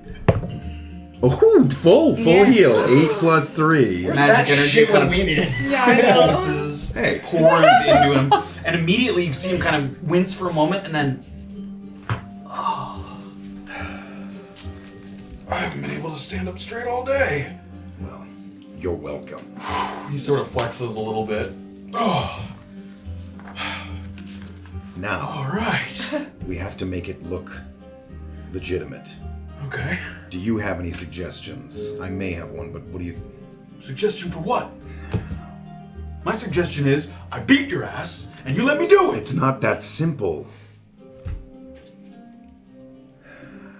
Listen, if some kind of pattern. We should talk about it now. All right. Something like, I'll always let you punch first. Oh, so let me punch first. Okay. What if we alternated where I would first copy your moves, whatever punches you throw, I'll throw the same. After I throw him, then you throw I would throw the same thing back. But then, every other, I would do the opposite. It's too complicated. How am I gonna remember all this? How old is he? Like 17? Why don't you just get hit by my punches? I'll have a tell. All right. If I'm punching high, I'll blink harshly first. Okay. And we'll keep it at that to keep it simple. And what if you're going low? I won't blink harshly. There will be no blinking. Okay. It's such eye I know control. so well. And your friend is gonna do the same thing. Yes. It should be something different. They're gonna see it. She's got long hair. She'll fix her hair. In the middle of the fight! She'll move it out of her face. Move it out of her face, that's good. If it's going high. Yes. I'm very little. It's not going to be that hard. I can be see him. It's true. Alright. This is good. This is good. I hope I haven't offended your parents in any way. No. They love you. I love you. My mom came upstairs and said that there was a nice gentleman there to see me. Good. No, they love you. All right. What is this high time that everyone will be? I think by 9 o'clock, the docks will be humming along. 9 o'clock. And before that, I'll find Villapont. I'll tell him I don't need him. All right. 2 days, you said. Please. 2 days. Now, is it as simple as we bump into each other and start a fight? Do you need any kind of... Yeah, you be there, and then I'll call you out and say, you cheated yesterday, and then we'll fight. Oh, as in word has already gotten around that I've beaten you. Yeah, so then I say, I know that you cheated, and you say, yeah, I did cheat. We'll work on that. All right. If you're willing to do that. But if it doesn't go that way, All right. I'm going to tell Villapont that I need him back. Yes. Don't worry.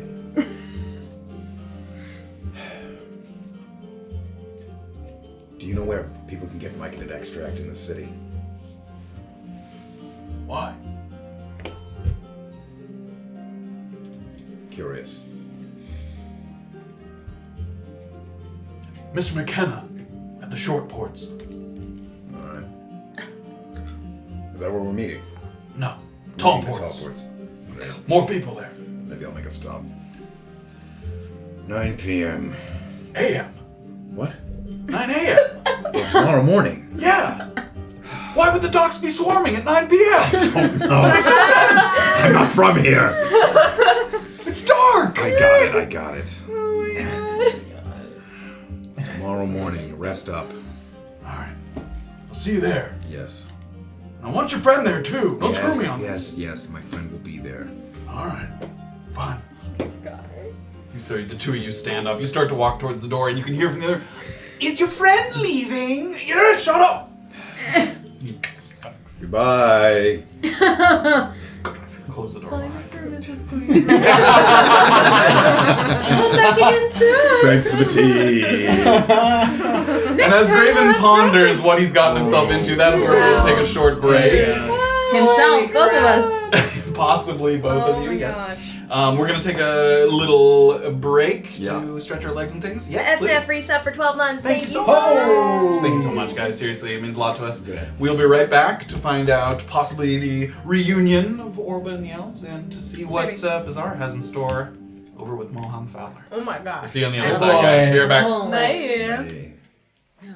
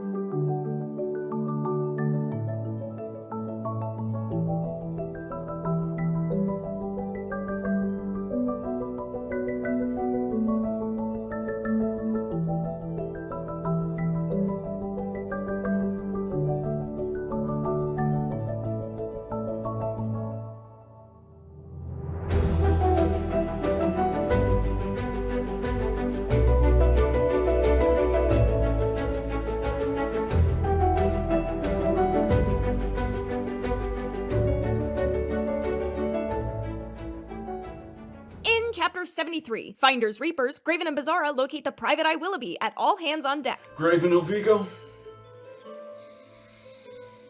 Perhaps.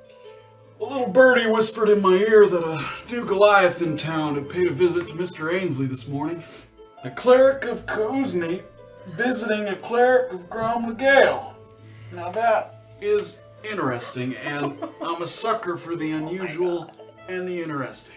But Willoughby isn't giving out information for free. I'm looking for someone named Pockets. Just Okay. a location, if you could. Well, I can't give you that because I don't know exactly where he is. I just know who he is, and I can probably track him down. You don't know where he is. Nope. There's a local tattoo artist.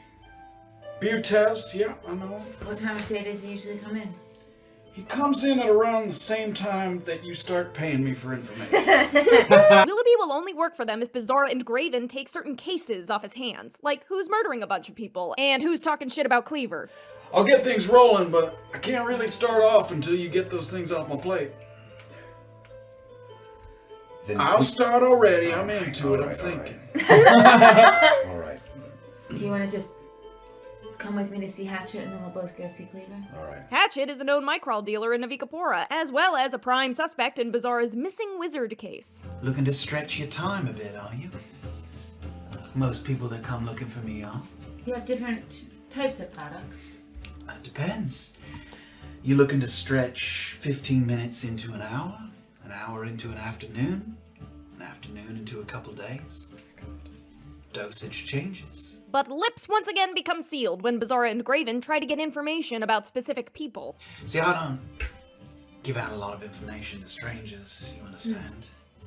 Maybe if we got to know each other better. How does one become a friend of yours? Well, it always stretch time together.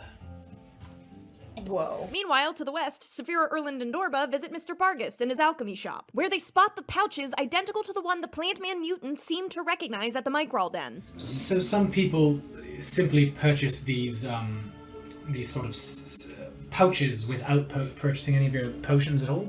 I've had that happen a few times, or they have their own potions already and they're just looking for something to carry it in. Right, but you don't have to necessarily buy a potion in No, order to you get... can purchase them separately. He's got a lab upstairs. He's skilled in potions. He's some kind of alchemist. There's a lot of money in, Mycrawl. Trying to say it quietly. You think he's making it? I don't know. I think he could be. But it's time for Erland and Safira to split ways with Orba as her meeting with Celis draws near. Safira and Erland check out a local combat demonstration featuring Mr. Darrow and his school of recent graduates. About how long does training last? Well, it lasts for 4 months. We have an accelerated program as well. How does that work? Well, it's 5 sessions over 5 days. The accelerated program lives on the grounds. That way we can safely administer and track the use of the myconid extract. Oh, so you administer myconid extract in order to help people learn quicker? Yes, we find that the accelerated program helps you reach a mastery level far faster than normally able. As our friends realize how present myconid extract is in this new city, Orba finally lays eyes on Celis, the wizard holding the answers behind her mysterious page. This is an ancient runic cipher that seems incomprehensible, but when held up to the light in front of the correct page, it forms letters enough to read. So you see, if you have the book and the page, you can read it. If you hold the page to the book, and it says nothing, if it's gibberish, I am afraid Salandriel did never intended for you to meet with Cliff, and I must turn you away. Celis opens the book to the page marked Sapphire Ring and hands it to Orba. She places her page on top and shines light beneath it. I can read it. What does it say?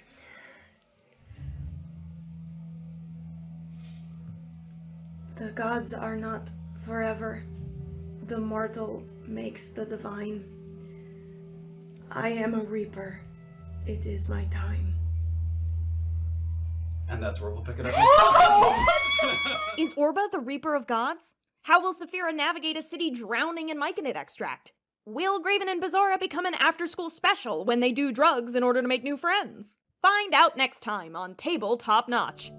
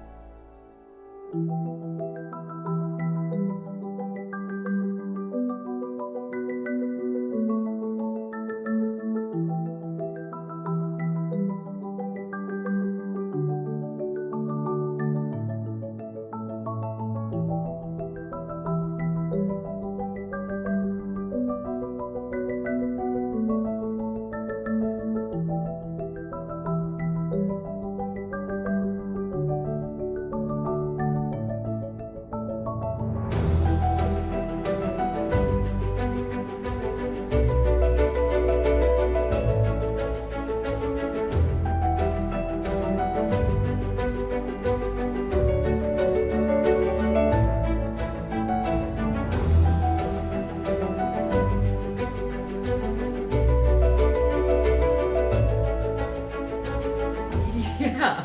Welcome back, everybody, to chapter 74 of A Peek Beneath the Veil. That's right. And our story takes us to the coast of Wamparani Na. And following a little ways behind Mohan Fowler, as instructed, you pass along the north end of a wide boardwalk that runs along the coast. The smell of the salty air and the ocean breeze, while enjoyable from a distance further upriver, is nothing compared to experiencing the docks firsthand. Beyond the last row of houses, staring out at the ocean horizon is truly breathtaking. And the ships, so varied in their sizes and design, evoke feelings of faraway places, and make Navikapura's ports feel like the place to be at this moment in time. The north half of the Navika estuary constitutes what the locals refer to as the Tall Ports, a true engineering marvel, with piers that reach so far out into the harbor that on a foggy day you'd swear they were a bridge to another continent. The ships docked here are massive, galleys and carracks that could house a small town below deck, that are an excellent showcase of Wamparani Na's best qualities as a port of trade, which is how deep the water gets very quickly that allows these larger ships to come up close. You have only a fleeting moment to marvel, however, because Mohan leads you further along until the boardwalk becomes a path, and the path becomes a dirt road. Once removed from the din of the working areas, you start to see homes and high foundations lined up along the water. As relaxing a set of properties as you've ever seen, most of them with wide open balconies, porches that face out towards the ocean. Mohan arrives at a 2-story building made of a whitish stone that has a sizable fenced-in area out back, where there's a number of horses grazing. And you recall his affinity for the animals from your days traveling with him. He heads up the steps of the porch, and finally, he turns around, and he motions to you with his hand. Come on up. If anyone's watching at this point, fuck it. You make your way up. Take a seat. Enjoy the view. Be right back. Okay. Opens the door, goes inside. And you take a moment to kind of sit here. You look out at the water, sun pretty much down along the horizon, cool air kind of washing over you. You kind of breathe in all of the senses, the sights, the smells, the sounds of this kind of place that should have been yours once upon a time. Sort of just fell short of your grasp. A moment passes. And Mohan returns, sort of pushes the door open with his shoulder. And he's got 2 bottles in his hands. Bottles of wine, from the looks of it. I don't know a fucking thing about wine, but being one of the Gentle Void's harbor masters, you do occasionally get gifts from those who incline to kiss a little ass. What do you think? Riverbed wishes or northern hearth? Let's do the wishes. Wishes it is for you, northern hearth for me. Oh. Pops the Oh my cork. god. And you guys drink quiet for a moment, sipping straight from the I was bottle. gonna cheers, but And yours is a kind of crystal clear white wine. It has a fresh nose of flowers, lavender aromas, has some fruity notes. It's a very pleasant, refreshing taste. And Mohan sits back with his bottle. So, here we are. how'd you do it? Escape. And get here? Well, I took your lead and went under, and was chased, unfortunately, but I made it out. And then I was captured by someone. Captured by who? One of ours? Someone by the name of Jillian. You know of her? No. Do I believe that? I think that's Fishy. Now he's lying to me? Heard the ports, but that was really fishy. Persuasion, right? Mhm. 5. Can't pick up any detection that he is or isn't. So you got captured by this Jillian, and I then... did. She locked me in a cage, actually, and we got intercepted, and I was actually able to get out. And then everyone else that we met along the way that she was after, The Goliath fella. yes, and 3 others. We sort of became friends, completing tasks, bounties, and just helping each other find what we're all looking for. Sounds fortunate. It is, but I'm technically still on the run, as you probably know. Well, like I said, that contract got pulled, and I was quite eager to find out how exactly that happened. Well, it's stalled for now. I've been contracted myself to find the chess pieces for someone. Yeah, you said that. And You didn't say who you were looking for.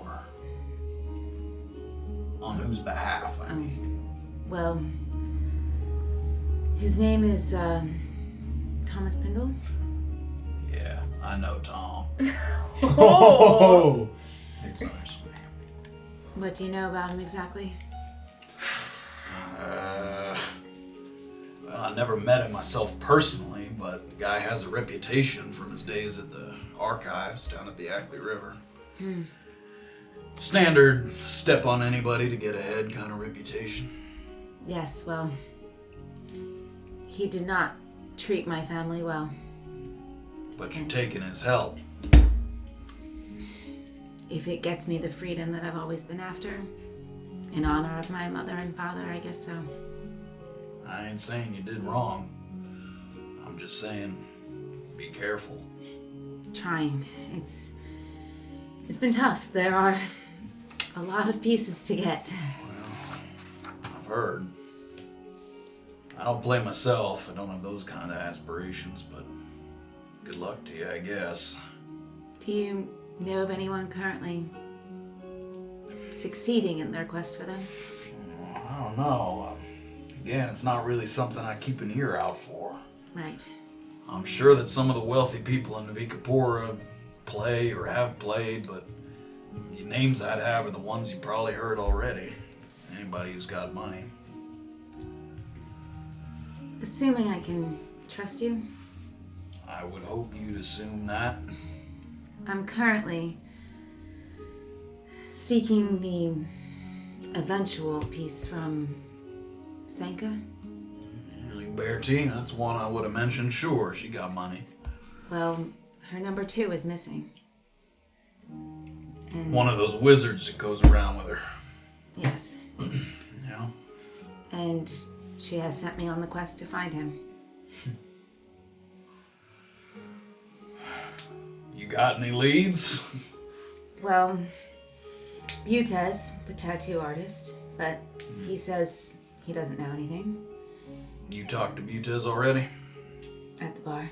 You did not talk to Butez. I don't know if you're trying to lie to him or not. Oh, Hatchet's the guy shoot, talk to sorry. Butez is the tattoo guy. Yeah, sorry about that. They talked to you Yeah. guys. Oh my gosh, I'm so sorry. That's okay. I just wasn't sure if you were lying to him or not. So I was Yeah, giving you he the was honor. alright. Right. Did Too not talk bad, to it him was yet. too bad. Sorry about that. And Hatchet. Sanka's a tricky one to get into bed with, so to speak.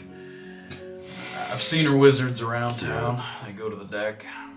Kind of creeps me out the way they never shed the outfits that she asked for. It is a little weird.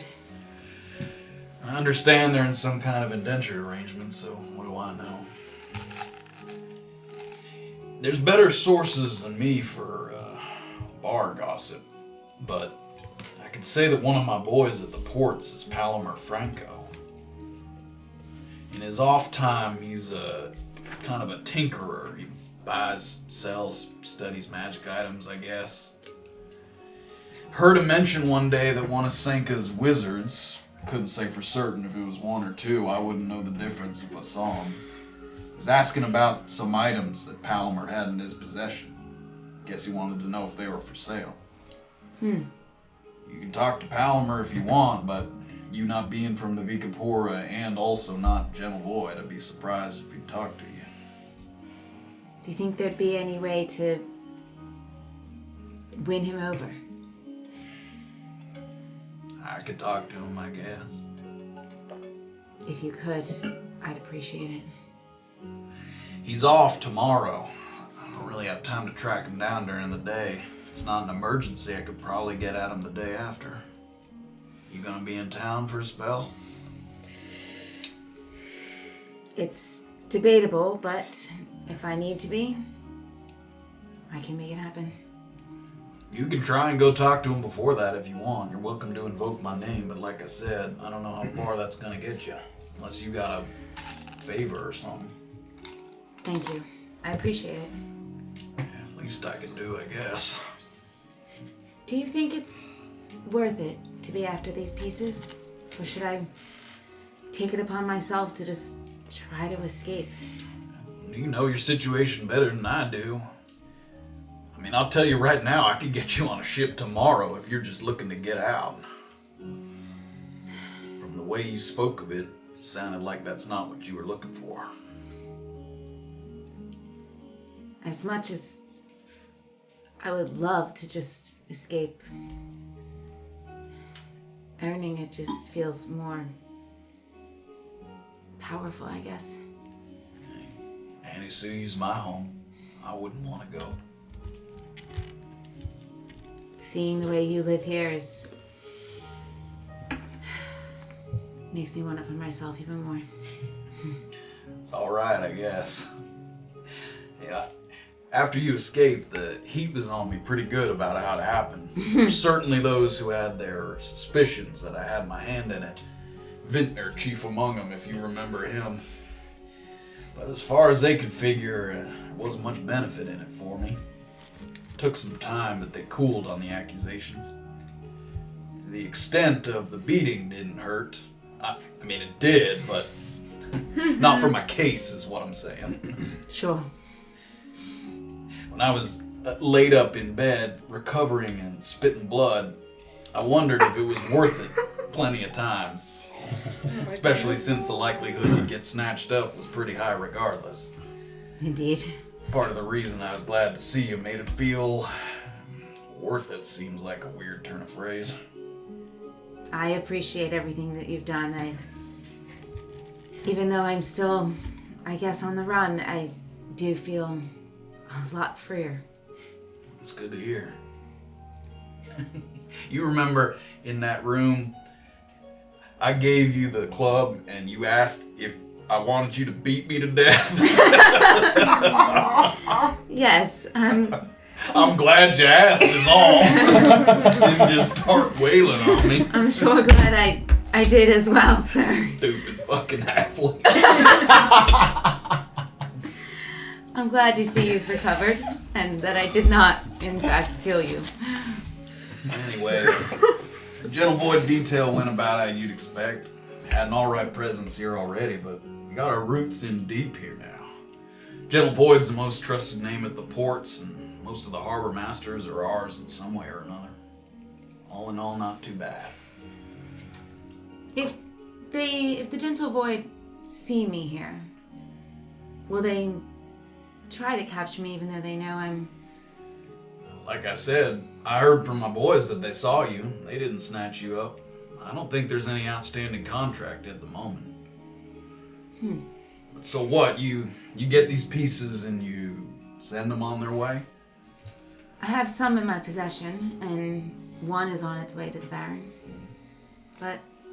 Any reason why you haven't sent the ones you got now? I've also heard that if I, in fact, become part of the Light Whistle Estate Club, then it'll make a good statement for all the halflings out there. It's shooting a little higher than just your freedom, isn't it? Yes, sir. So, I have some decisions to make. And if I don't give them all to Mr. Pindle, I have to face those consequences as well. If you're aligning yourself with him, you know what you're getting into. I'm not saying it can't take you places, because it can. He's powerful enough. You just have to know that you'll never be equals. You partner with a man like that, you make peace with being the kite tails and not the kite, as he raise higher and higher. Because he'll cut you down if he gets a whiff of it. And if I were to just escape and live my life alone, would I tell him I'm done? Or just ignore his... I guess you do whatever you want. Gentle Void doesn't really exist much outside of Antisuyu, so if you took a boat, I don't know, he might send someone for you. How deep can you hide? I'm quite small. Fair enough. About this, tiefling we saw on the road. Yeah. He... Description sounded like someone that I know. He's a gentle void man. His name is Saraswati. Saraswati. Saraswati.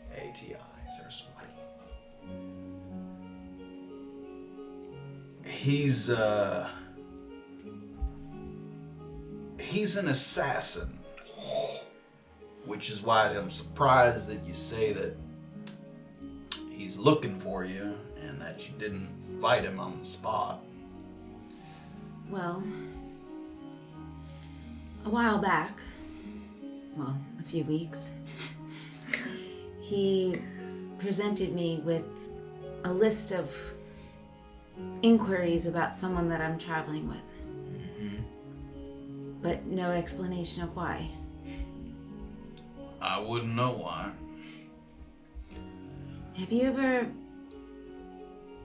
heard of the name Orba? No. That's who he was asking about, and she is now a good friend, and I don't intend on dispelling any of her secrets. Do you want me to run that name around, see if it means anything to anyone? How risky is that? I don't know. I don't know anything about her. She's a tiefling as well. And Saraswati, you think he's looking for her? He asked some pretty detailed questions about what her intentions are. But he didn't go to her direct. No. So he didn't think she'd answer if he asked her. No. I'm nervous that since now he's an assassin, he's looking to kill her. When was the first time you saw him? Weeks ago, you said? At the Mullafair tasting. And he didn't try to kill her yet? Sounds like he's waiting for something.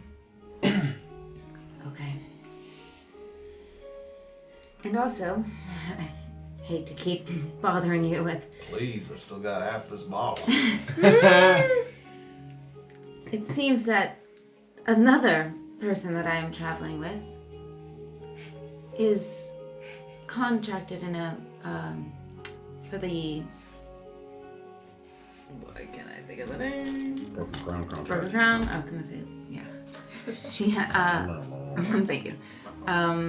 Broken Crown contract for a Safira? I can't say I've heard it. Broken Crown contracts don't necessarily overlap with the Gentle Void. Yes, Sometimes I know. we hear the same things, but what they're just looking for, someone's looking to talk to her. We're not sure. Graven had seen the man at the Broken Crown shuffle her picture, 2 different ones, but wouldn't give us the contract. And so we were just wondering why she's part of that. If I ask, they'll tell me. Let me see what I can find. Thank you.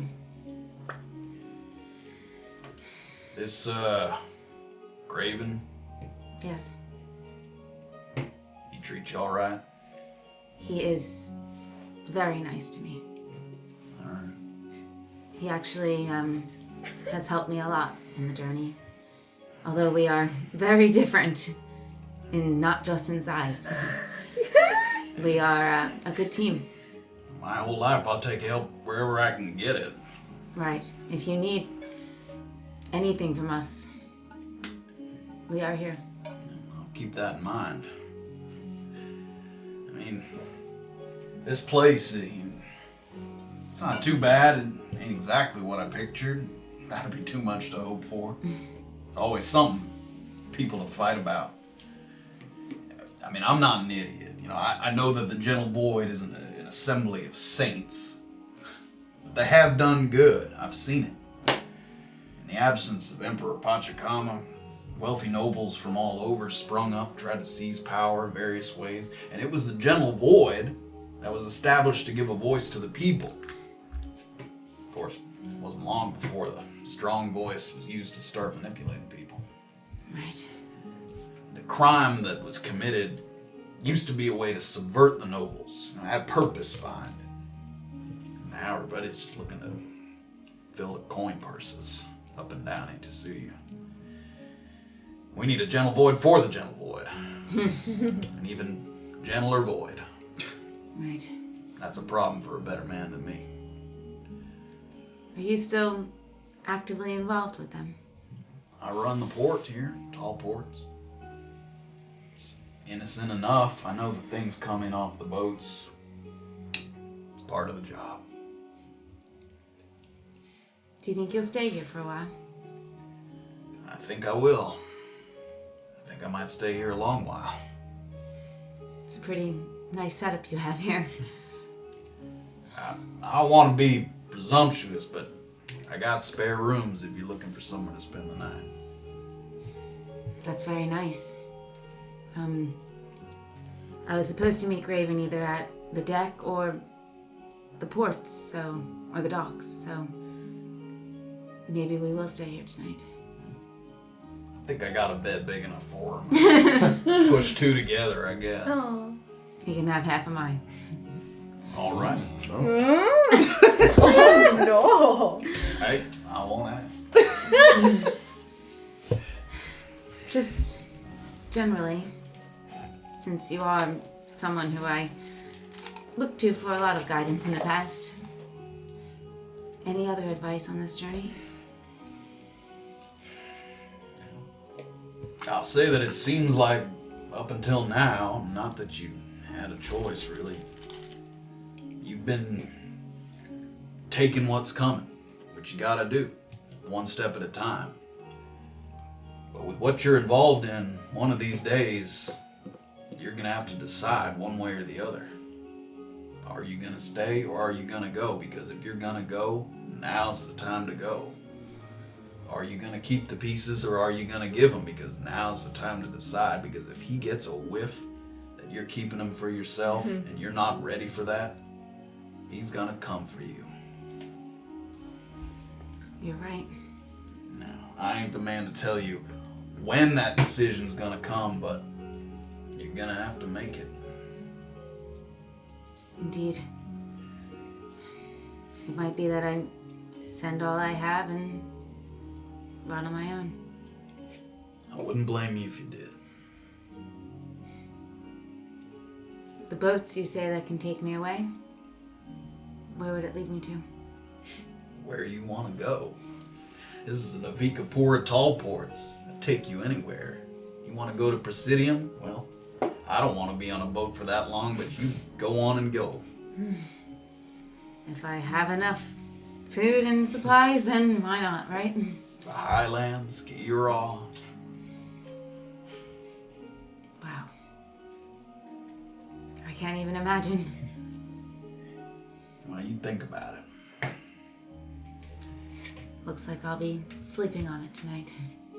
Hey, talk to your friend if you want to come by. And I'll probably leave in the morning before you're up. I get to the docks pretty early, and honestly, it's probably better if I don't leave with two of you anyway. So. Understood. But now I know where to find you. If my neighbors see you, just tell them you're stealing something. They'll think that's funny. I can do that. Can I repay you in any way? Yeah. Come see me every once in a while. That I can do. Thank you. You got it. Should we come back after dark tonight? Yeah, I'll be here. If I'm asleep, bang louder. Got it. We'll try not to be too late. All right. Thank you. Zara finishes what? If you've drank the whole thing or just part of it, you just finish up your last sip. Take a couple steps down and start to walk along the beach away from Mohan's house. And as Beezaura is thinking on what she's learned and Mohan Fowler and the history that they share, we will head back over to Boffin Estates. Off in it. Where Erland and Safira have now been sort of guided over. All the lanterns have gone out at this point. Alright. Yep. It's dark. You ready? Yeah, quick question. So these are the talking head things? Yeah, I'm going to show you how to get around. Oh, great. Okay, brilliant. Yeah, no, lead the way. Alright. Yep. Now, remember these, alright? He starts to walk in. First, we're going to take a left. He starts to walk into the Hedge Maze. And they're very tall, it's very impressive, the sort of construction of it. These thick sort of crop bales between each of the paths and underneath. You use a little bit of crunching underfoot, sort of strands of wheat and plants below your feet. And he takes you get to this kind of little intersection. He takes a right. And he's kind of feeling his way through a little bit. I mean, there's a little bit of light coming in from the moon and stuff. It's not pitch black, but he's sort of feeling his way through. And we take... What did I say first? God. You said a left. Good, yeah. And then... So you said, did you say we took a right or a left, Matt? You took a left. We took a left. Oh, Yep. Take a left. And then a right. Okay, left then right. Left then right. okay. And he takes a right around the corner. And you get into this little sort of opening that's sort of a dead end here in this little hay area. And there's a small sort of reddish flag sort of planted in this little area here. First flag. Okay. Yeah? Alright, okay. Go back out of this area. Take a left. He's sort of feeling along the side. And you get back to, and it looks very much like the intersection that you came into in the first place. Now this time, we take a left. Follows it a little bit. And the path weaves a little bit. So you take a left, and then there's no other way to go, but you take another left, then you take a right. And these are all things that you are turning, but there's no other option, so there's no other ways to go. You get to another intersection. Straight ahead. And then he stops. Points. And there's like one of those little sort of wooden cutouts of Mr. Boffin's face. Ducks under it. Sort of the implication being that if you were to walk by it, it would make, some kind of noise as you were heading out. Welcome to the Hedge. Walks along a little further. Get to another intersection. Right. Moves along. You get into another little one of these open spaces. And there's one of the blue flags there. So now you've seen the red flag and the blue flag. Blue flag. Second flag. Turn around. Turns around. Gets back to that intersection. Left. Get to another intersection. Left. Oh my god. Get to another intersection. Right. Another intersection. Right. And then immediately, sort of right after the turn there, and on your right here, and he points, and there's a green flag there. That's the third flag. And then once you're done, you exit. Where do we turn around, or we just keep going straight? Turn straight around, yep. He gets sort of to that intersection again. Left, and left again immediately. Left again. Left. And then this path leads back out to the very first intersection that you got to, and straight ahead takes you back out. And you guys get to the end. You got it. You got it? You got it? I think I got it. Okay, well, I think I got it. Who thinks he's got it? After the when we duck at that sort of thing, how long do we duck for? Well, we're not gonna duck. No, once we get to the the speaking spell. Why would you duck? Why would we You duck? told us to duck. Yeah, now! Tomorrow. Now so it doesn't make noise. Tomorrow you're going to be doing it for real. Oh, it's not gonna stop us and ask us questions No, or it gives you something? history lessons. Oh, so that doesn't matter. What matters now? No, everyone, I understand.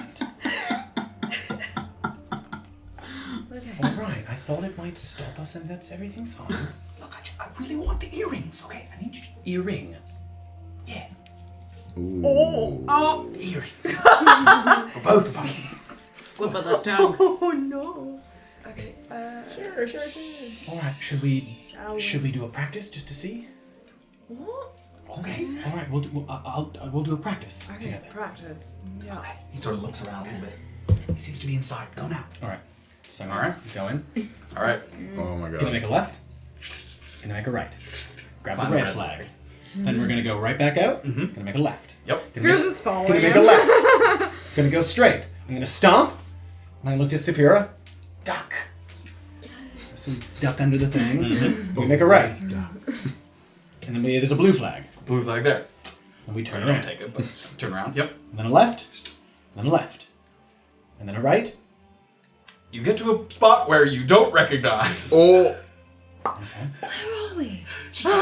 You get to a dead end and there's no flag here. Okay. So I'm gonna go back out and retrace my steps back to the blue flag. Okay. Which I guess means a right. Yeah, so a single right if I made a left. So back to the blue flag. Okay. Go wrong. Alright, so I'm gonna turn straight around. Mm-hmm. I'm gonna make a left and then a right. There is no right. Make a left and then a right.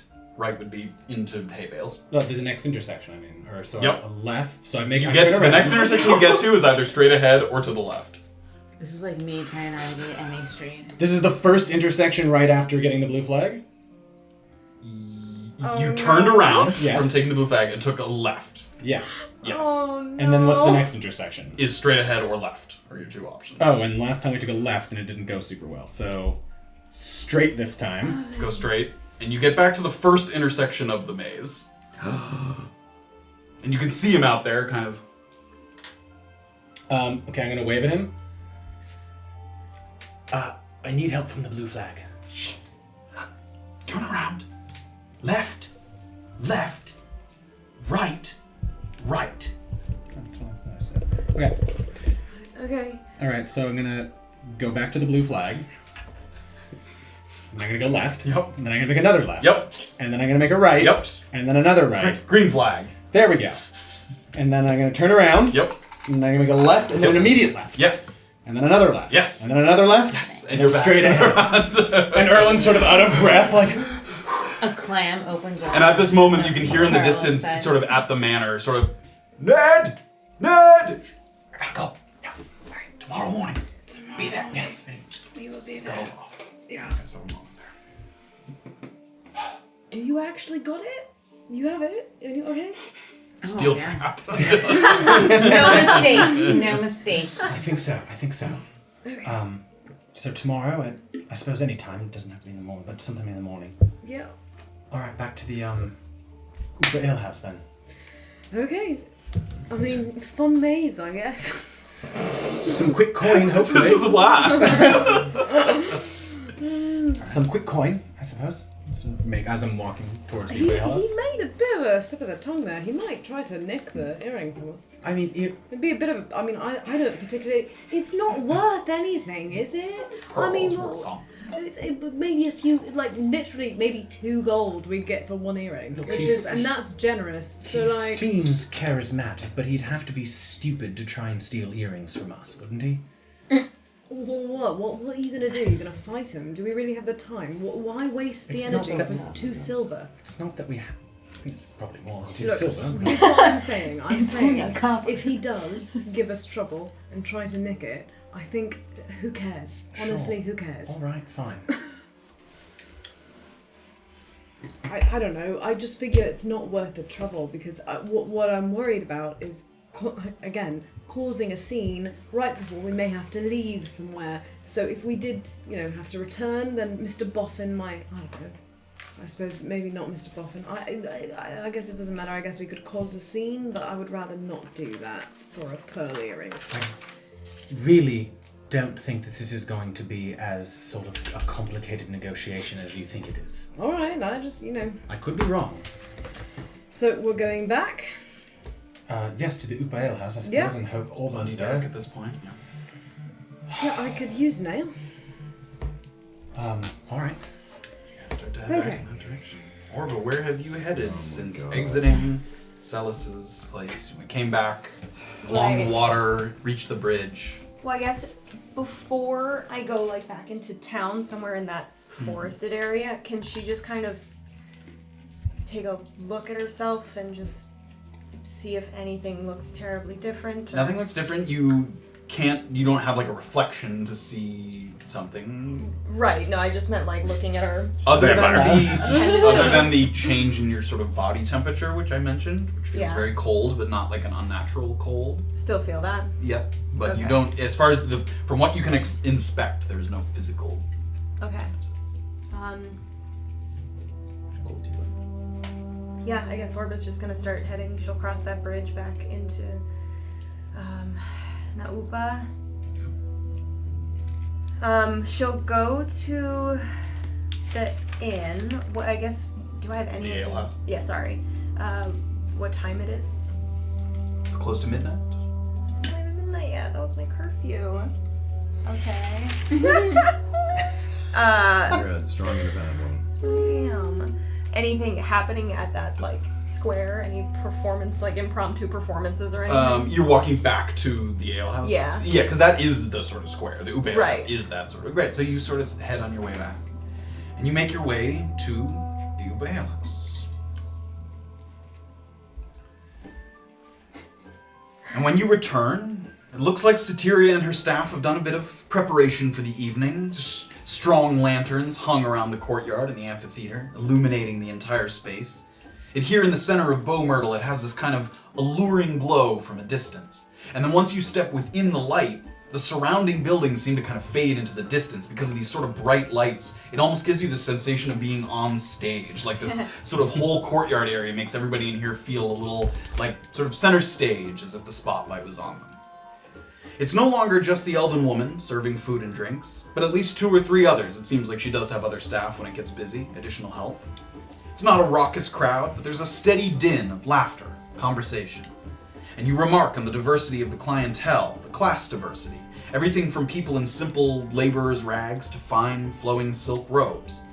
With the variety of offerings on the menu, the wine, the entertainment, you get the sense that Safira has done an excellent job catering to all walks of life.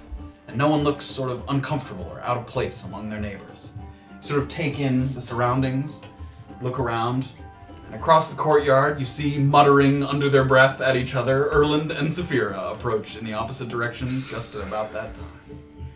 They haven't noticed you yet, if there was something you wanted to do. Yeah, Orba's gonna They're duck talking. into the Oh my god. relax the ale house. Sneaky. Sure, you do so. They did not Sneaky see little you. snake. There's lots of people How dare here. you? Excellent. And she's going to go said to get a drink. whoever's. Safira is working the main bar, yes. Good evening. Hey, you're back. Yes. Did you go to Sarn or the maze? Did you have a good time? I believe my friends did. Yes, I'm sure they had a wonderful time. I'm glad to hear it. Yeah. Could I buy like a bottle of wine? Sure. Again, the Fairy's Hex or the Riverbend. Riverbend. Great, that's 1 gold for the bottle. Oh, spectacular. And then may I have 3 glasses? Yes, of course. Excellent. Celebrating something? Yes, I believe so. Excellent. Brings the bottle over, a couple of glasses. Remains to be seen. It's busy, but can I get you anything else before I leave? Oh, no, I don't believe so. Okay, Thank great. you. Have a good time. Thank you. And she walks away. I was gonna like gather all the stuff up in her hands and try to like carefully move it Sure. back You outside. do so. Give me a perception check, both of you, as you're re-entering the courtyard here at the Upe. Oh, the waitress. So sad. 16. 12. As you guys are kind of coming back into the area, like I said, Orba kind of arrived there just before. You didn't notice her. But there's a couple sort of just things you see around as you guys are re-entering the sort of lively area of revelry. First of all, you see a group that's huddled around one table, and they're kind of in a circular formation. And they're sort of, one person's in the middle that seems to be answering questions to people around the circle that are asking questions. You'll hear someone kind of shout something out, and the person will give like a yes or no answer. And you recognize this game as you've seen before. It's called Monster in the Middle. And what happens is you sort of ante up, everyone throws in some copper, and then the person in the middle has a monster in mind. And the people around the perimeter have to, one question at a time, try and guess what the monster is. It's a little drinking, guessing, betting game. And then if you guess, you get all the coins that are in the middle. So it's a little game that they're playing. So you see a number of people playing that. In addition, Erland happens to spot that Neil Bogus is here. Niels Bogus. Oh. He's having a very intense and pointed conversation with another man who's seated drinking and looking very unamused at the sort of talking that Neil. He's quietly but very intense. He's sort of pointing a little bit. And the other guy seems to be kind of listening but kind of blowing him off. Not a man that you recognize. You haven't seen this person before. How close are they to the monster in the middle game? Not very close. These are different parts. Yeah, not right there. And at the end of they have a quick sort of quiet conversation, and at the end of that conversation, Niels slams a little piece of paper or letter or something down on the table, and he points at him, and he slides it over to him, and then he kind of leaves in a huff. And you see the man sort of saw the paper, and he kind of puts his ale on top of it, and sits there kind of drinking. So, you notice that as well. And then, at the tail end of that, after looking around and spotting those couple of things, Orba comes out, bearing a few glasses and a bottle of wine. Oh. And Safira kind of is really relieved to see her, kind of helps her with the wine, gives her like a little hug. You got wine? Yeah, I got glasses. It's good news. Good news. Yeah, do you want the drink? Yes, I would love a drink. Yes. Okay, and she'll try. As we're doing this, I just want to keep that guy in the corner of my eye. And as Orba gets closer with the bottles, and you talk to her, she sort of comes over, sparkle in her eye. You look at her, and as you're talking to her, you notice something. Otherwise, looking entirely the same. Orba has eyes that are pulsing with a kind of faint greenish glow. And in the light, it's very, very hard to tell. Like, you didn't notice when she was far from you, and now that she's up close, you can see it just sort of in the iris, a very pulsing greenish glow that you imagine if it was in the dark, you'd actually be able to see it, like, glowing in the dark. But because it's here in the light, it's a little harder to notice. So you notice that. Does that look like a familiar magic or that we've seen? Or Not something that you've seen. Like, okay, cool. Orba, look at me. Yeah? What's in your... You've got something in your eye. Are you under some sort of Isn't it curse or something? What? No. Are you alright? Yeah, no. Saphira's That's news to you as well. I mean, you haven't seen your reflection yet to this Right. point. I'm gonna, God damn it. She just turns to the whole. Yeah. You've got this sort of. Are we sitting at a table, or can we? You're standing in the court. There's tables around. Great. You Can we grab like a table. maybe as we're talking, sort of? You may. Okay, I feel fine. You've got. I'm going to describe what we're sort of seeing in her So eyes. pulsing green. Again, it kind of fades back to her normal eye color, and then pulses to kind of green, and then fades back. So slowly. It's not fast. Okay. Relax. It's okay. I am fine. You seem alright. Yeah. I'm good. Okay. Can we sit Is and this a we good- can talk? Yes. Good brain. All right. So we'll have a seat, and Yeah. perhaps you tell us what Sella's I'd said. love to open the wine. Did Yeah. you buy- This is nice, thank you. Mm-hmm. And Saphira's gonna You pops it open, pours some heavy pours into the 3 glasses. Yeah, Saphira gives generous glasses of wine to everyone. Fits the bottle into 3 glasses. Yeah. Let me know when it seems like that guy's drink is getting close to the end. Give me a perception check. Ooh, good question. Smart. Smart. 6. Okay, you're trying to keep an eye on him. Perceptive. It's not a glass. Yes, It's it a is. tankard, so you can't see the amount. But you're kind of watching him take sips. You can certainly see if, like, at a moment he kind of like looks into it. Yeah. But yeah, so you're watching him at the moment. But Okay, well, mine might be a bit of a long story, so tell me about your night first.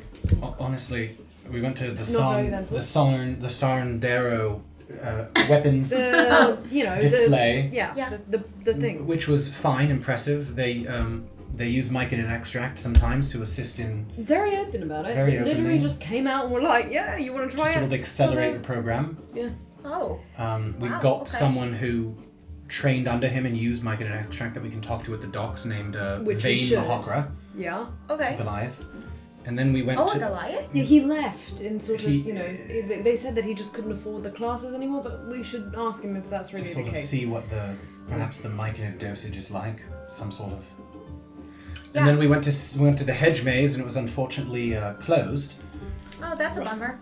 Well, there was However, some and sort of but it was super fun. sort of under our breath. There's a pretty heavy din of conversation. It's easy to talk without. However, the staff has sort of hired us to cheat and try and win tomorrow. So That sounds like a thing we would do. Yeah, we figured why not. So- So we But it learned would do. ways. So now we know how to get all the flags that are in there. And Wow. I don't know that that's actually useful information, but at the end of it, don't worry, Orba, we may get a pearl earring. again, however, this seems You can keep it if we get this it. seems significantly less important than That's just handing both it away. Celis and your now glowing green eyes. Yes. Yeah, An no, earring in the maze? It was. I mean, I'm happy you had some surprisingly fun. uneventful. Yeah, no. I mean, not look, much. there's not many. We're sort of grasping at straws here, and there's not much to honestly do until the sort of ambush. But tomorrow. I'm dying to hear about the. It's very just kind of like a long way. You can start to see Orba get like a little self-conscious as if she like needs to worry about other people noticing it. Well, the meeting went really well. I'm going to see Cliff soon. Possibly tomorrow. I'm not totally sure. If you see people wearing dusty blue robes, those are the What? Do we see anyone wearing this? Give me a perception. You both give me All of a sudden they're both like, I know. Why did I fucking say it? Give me one. Dusty blue. Yeah. 7. Actually, can I make a quick scan Sure. of all Yeah, of us? you That looks a little royal 19. blue for me. Perception. I can't believe I just rolled. Don't look now. Oh no. 13. If there is anyone you can't tell. Oh shit. Shit. those. good. It's Sorry. proud.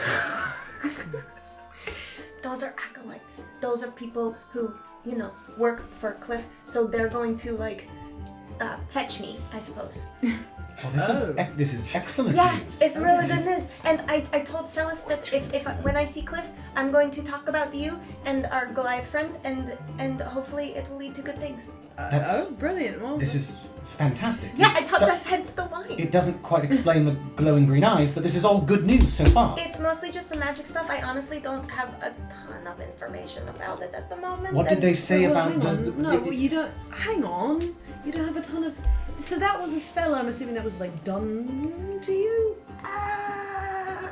No, I don't totally know.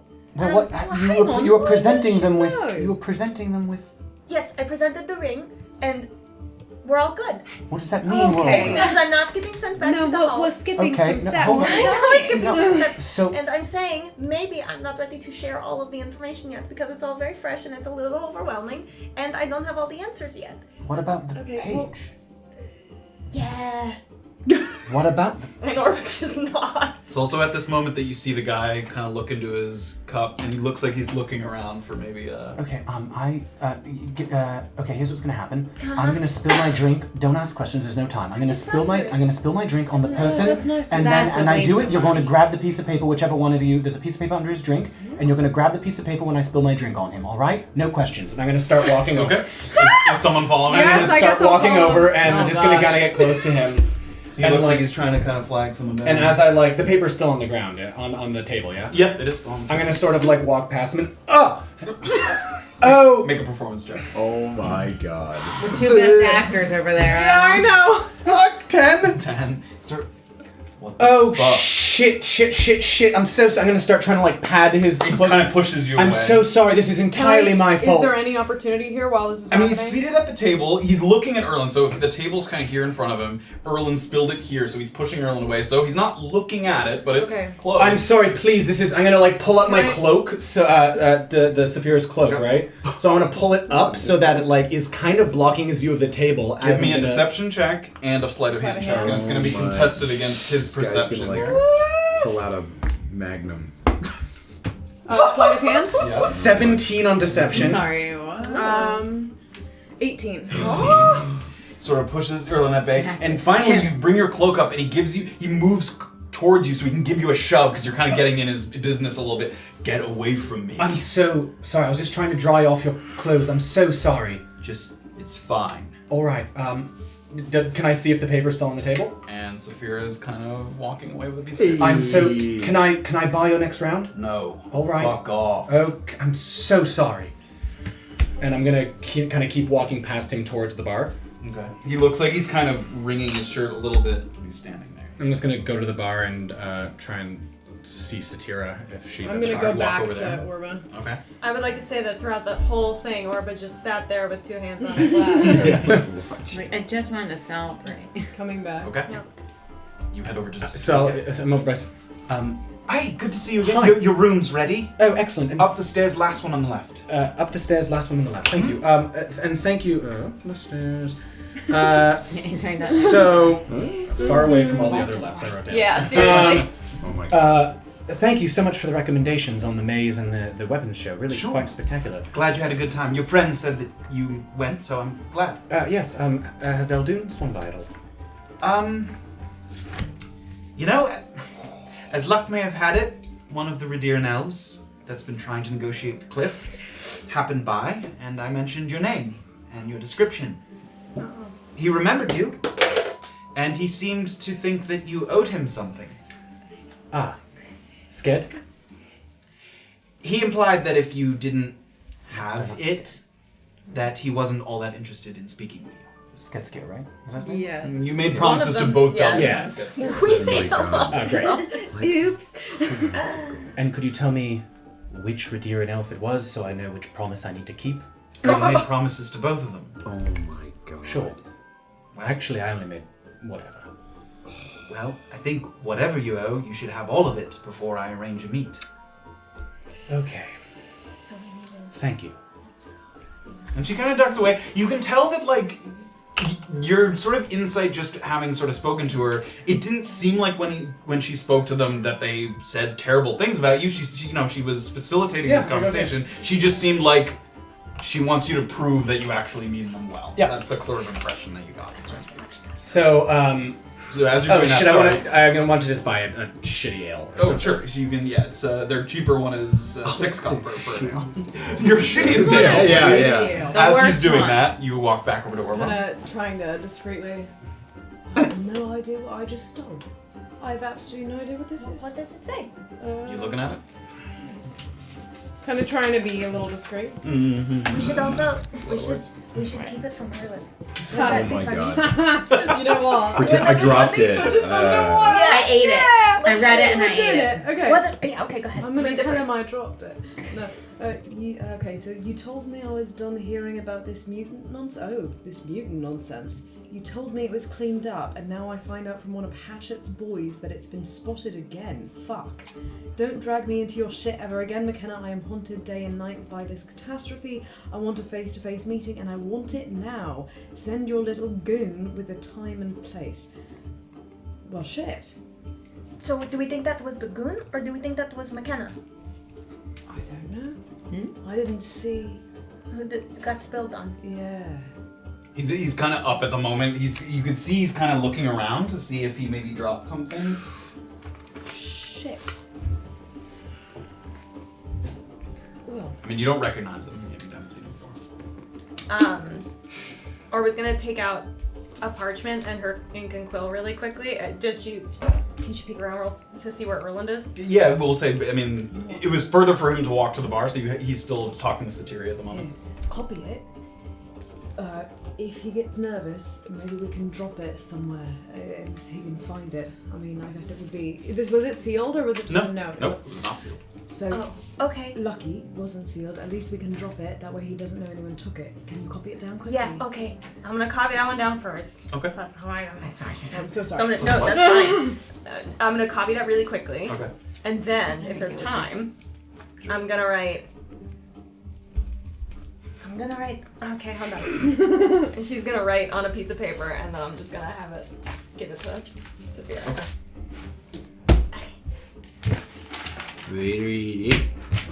So you see the man as this is going on. You're sort of keeping an eye on him over there, and he seems to go up to one of the maybe bartenders, and he grabs him, and he sort of seems to be motioning that like maybe he lost something, and you can see the bartender kind of. He sort of. Hold that. Quite quickly, because got a problem. Oh, I'll give you the. Okay, so I take then the original note, Sure. and I want to just kind of like walk up when he has his back turned, if he's Sure. kind of like looking away, and I just want to drop it. Okay. Give Kind me a of deception like check with advantage since you're waiting for him to sort of turn away. I'm not leaving that open right there. Okay. With advantage? Yep. With advantage? 10. 10. Okay, you get behind, wait for him to kind of turn away, and you drop it. And he turns quickly, and he does see you, but you're kind of quickly turning away. And the first thing he spots is the note on the ground. He kind of... and he stuffs it into his pocket. And he walks away from this. So, Erland, you're now returning. That's the one. All right. Is that... You got the... Oh, just, I don't, it's shit. I just wanted to make it look like I was crossing to buy a drink. Oh, okay, because I got them. Yeah, I know. It was part of it. I'm drinking the... Is it different? You're drinking her wine now? Is that... No, I'm drinking my wine. He can't have my wine. Okay, I'll That's 'cause finish it's still this his. beer and then I'll pour your wine into... I just needed a reason to cross. Okay. Anyways, did the note say anything? Yeah. You're welcome to read it. Yeah, for sure.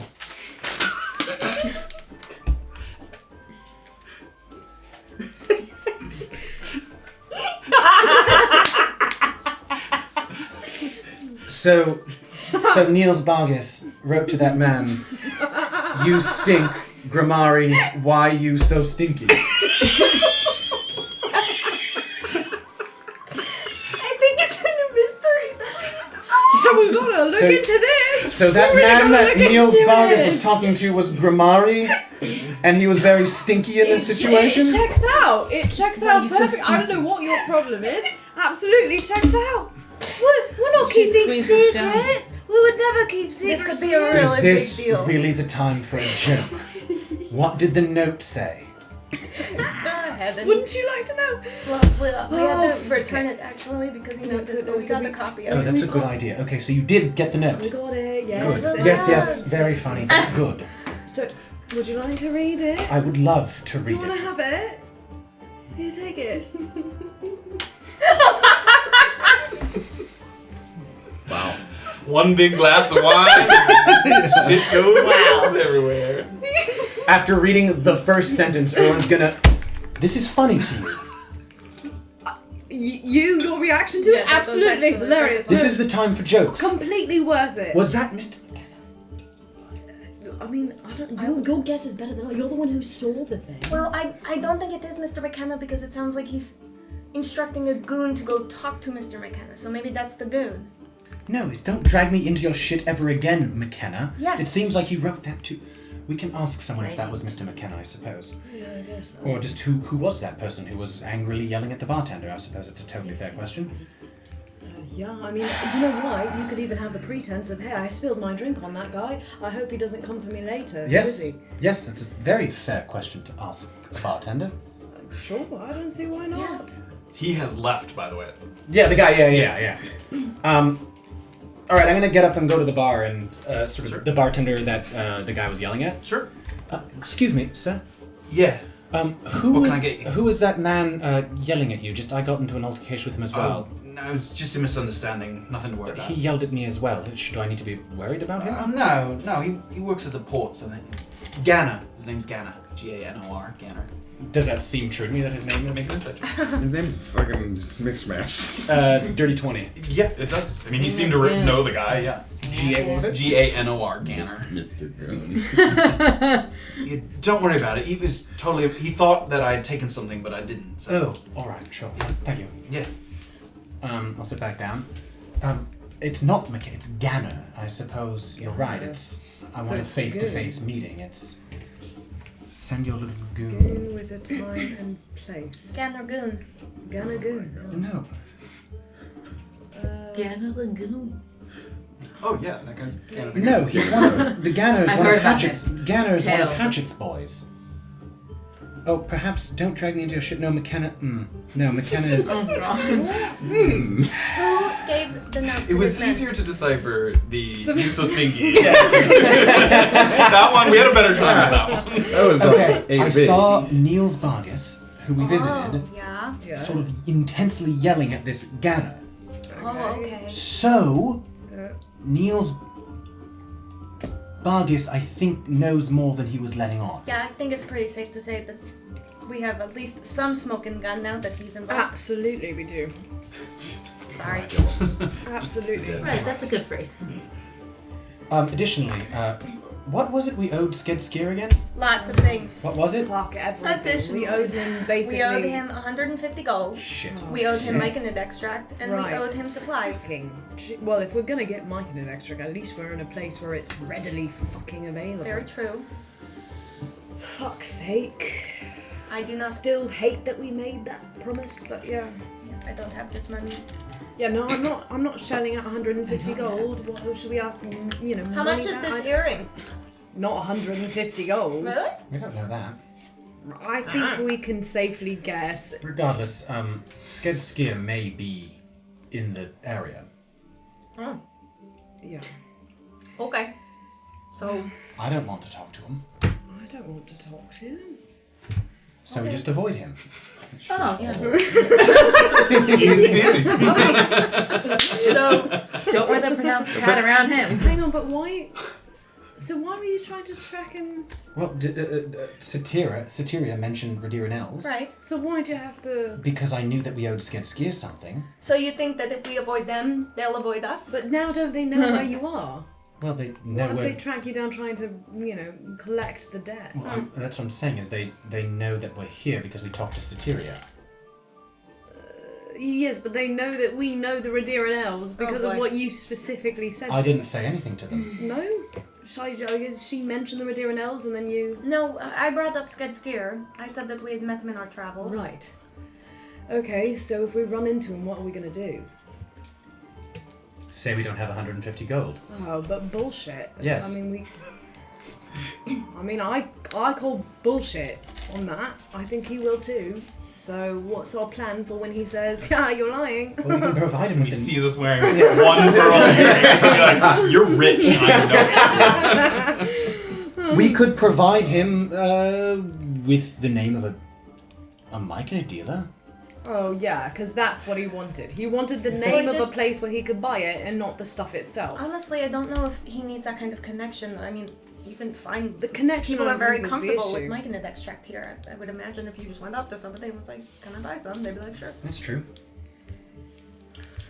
Although we Well, haven't look- seen anyone who's advertising that we sell myconid extract. We've seen people advertising mycroll. Yes, well, we're not in the correct location, right? I believe McKenna is supposed It to would be the one to do ports, that. yes. Yeah. It would be the ports. Maybe Graven and Beezaura will have some. Maybe. Right. Is that really all, Tiefling? That's all we need to... You're not in danger? You're not in... It's just you're waiting now for... I'm assuming that she's probably still in the same Cliff? amount of danger that you were in before. No, I mean regarding the sort of physical changes. Oh, no, I'm not in any danger. Yes, I'm just waiting on Cliff, and yeah. And you're sure you're not in any danger? Because you did originally say that you weren't sure what the glowing eyes thing was. I think it's just a side effect of what I experienced. Which was... As you guys are waiting there for a moment, someone kind of wanders over to you. We're losing a couple of players. Did you know how to play Monster in the Middle? Is there gambling? Yeah. Orba gets up, grabs her wine and the bottle. Yeah, I'd love to play. Monster in the Middle? All right, You I'll ever grab played? that. Monster. I got 3 more players. And they're all kind of like, yeah! And they point over and leads you over. And as you guys are walking over there, we're briefly going to go back to the other side. Where Graven, having left the Cleaver's house, you did have one other thing you can have changed your mind. But you, after you visited the Cleavers, were planning on stopping by the militia reserves was the last thing you had said. But are you still planning to do that? That's where the what? No. The one where the Thorsten is about the murders. The other thing that Villapont Willoughby told you about. Yes. Is that where you were still I headed? would like to go there. Right. Yes. I would get there before I would get back to the. Yeah, it actually is kind of between those 2 points. There's the bar and then the Cleavers, and it's between those two. I think I had the actually. Let me bring up the map. Jason. The murder. Here's one per right now. What makes you think it was murder? Murder. So turn that on. You were up here somewhere at the Cleaver's house. Yeah. The all hands on deck is down here at this large stone building. This here is the militia reserve. Yeah. And literally, the contract was Thorsten Yeah, so you heard wants about the info. contract of the Broken Crown. There's apparently some deaths have happened. He thinks that they might be related. The Broken Crown did not think so. And the Broken Crown has been asking Villapont to look into them, but he hasn't had time to, so he's asking you to do it in his stead. Yeah. So not far from the ports, but removed from the kind of typical hubbub and bustle, is a kind of semicircle of stone structures in a little courtyard. And each of them has a flag extending up past the roof that flaps methodically in the breeze, kind of.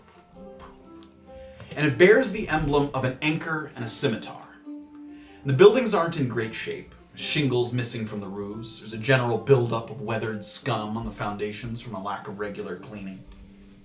And one lone guard sits outside the front of one of the doors.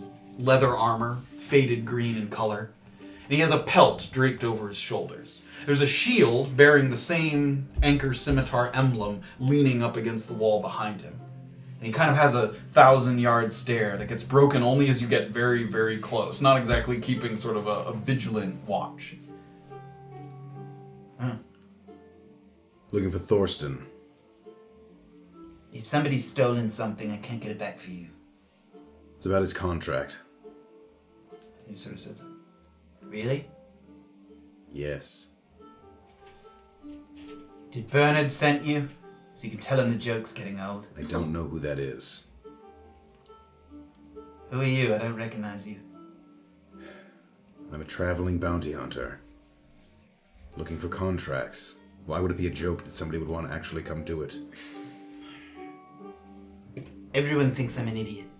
Okay, they don't think there's anything to this. I've had a couple times the boys think it's funny to send someone and say, oh, I'm here to look at the thing, and then it's a big joke. You are Thorsten. Yeah. Tell me about what's going on. He sort of looks you up and down for a moment. Okay. He gets up out of his stool. He knocks over his shield as he gets up, and he sort of He sort of looks, I'm the only one here at the moment, so come on in. He opens the door. And he pushes his way in, and he leads you inside where your footsteps immediately start to echo. There's a lack of furniture or any other people, making a very cold and listless open room with a couple lamps hanging on the walls. It almost looks like a keep that's changing ownership, but the new occupants haven't moved in yet. And unceremoniously laid out on two mismatched tables on the far wall are three bodies. A human, a tiefling, and a dwarf. And because of gentle repose, and you recognize the effects of the spell, there's absence of the usual signs of decay. Even if they've been dead for a little while, they all seem relatively fresh. Sort of the spell cast upon them. Who cast gentle repose on these bodies? Mr. Ainsley did. For you, at your behest. Yes. Why did he think it was important? I don't know that he did. I paid him. All right, go on. Okay. Well, nowadays, people only really come to us for insignificant rubbish. We don't really have the authority to address anyway. But look, these bodies, this is what we're supposed to be here for. Protecting the people. I imagine the Gentle Void have taken over for what you would hope to be working on in this area. The militia reserve was made during the war to provide emergency assistance in any way. But yeah, the Gentle Void mostly took over those duties after the war. People trust the Gentle Void for whatever reason, so we've mostly been relegated to, well, nothing really. How many other than you are in this service? Technically, 8. Those that show up to work, 1. Look, honestly, I don't know what to think at this point. I've made such a stink about it, just on a gut feeling. The militia reserve has this small operating budget that normally goes right into the pockets of our captains, so we barely do anything that requires any money.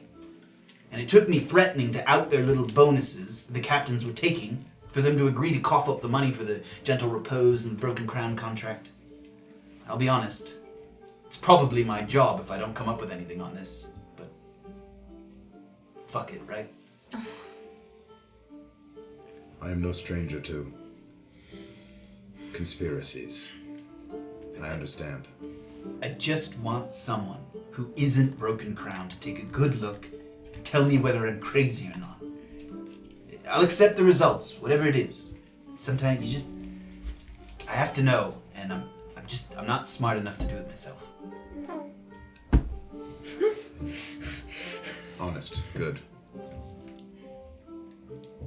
Go on. Details. Let me tell you what I got.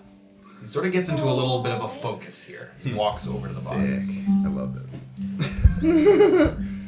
Okay, the first one, the Tiefling, was discovered on the south bank of the river 10 days ago. She drowned, and she washed up right behind Reciprocity, but it looked like she drifted downriver before that. There's a den a little further upriver that's known as a place to indulge. A micro den. Yeah. So she may have come from there. Couldn't say that for certain. Now the second, the dwarf, and he walks over, was an apprentice to the medic and surgeon Joe Magosto. I don't know if you know who that is. Where is he located? She's located here in Wampranina. Okay. Apprentice. Yes, he was her apprentice. She's a medic and a surgeon. Very widely known. Very good. He was found 3 days later, after the Tiefling, stabbed repeatedly in the chest and abandoned in the woods just south of the road coming in from Nagawas. So he sort of indicates, first of all, he can describe to you Joe Magosto's clinic is, make sure I have the right one, this sort of L-shaped building right there. Hold. Got it.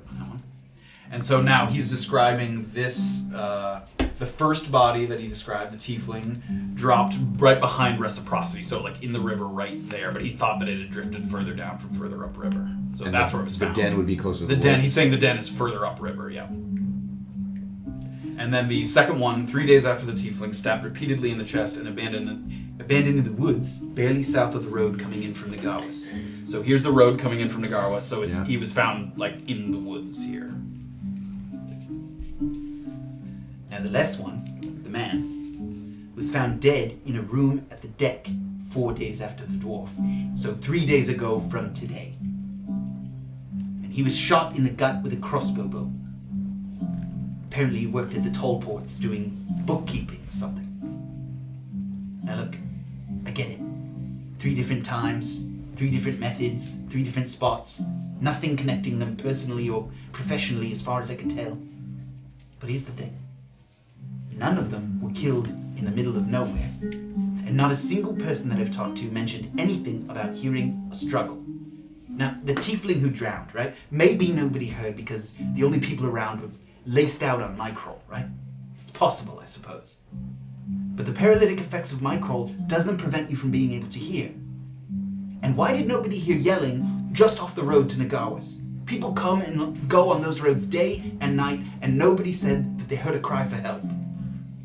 And how was there no reports of screaming at the deck? That place is packed at all hours. None of them were killed in a way that would be quick enough to prevent a cry for help. Yet we don't have a single report of anything of the kind. He sort of looks at you for a while.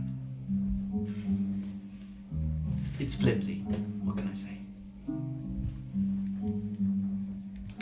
Who were these people? Did they have families? Tiefling's name is Carlotta. That's all I could get. Not that many people seem to know her. She was apparently known as a pretty good pickpocket. It's the only information I could get. She didn't seem to be from here in Navikapura, but she came into town, or does come into town, to take Microl at the den. Not even from another area of Navikapura, not from Navikapura at all. Not that I could find. And the other two, you have no idea who they are. I know more about them. Okay, the dwarf's name is Percy Erland. And I talked to Joe Magosto, who acknowledged that Percy had apprenticed with her for some time, and she was very sad to hear of his passing, as well as disappointed that all his training had gone to waste. She hadn't noticed anything unusual about Percy's behavior leading up to his death, and she doesn't know why he would be traveling to Nagawas, but I guess it didn't seem strange to her. They travel to other townships sometimes. The man's name is Christopher Chauncey, and Christopher was known to a lot of the dock workers. I spoke to quite a few of them, but none of them had any idea why anyone would want to hurt him.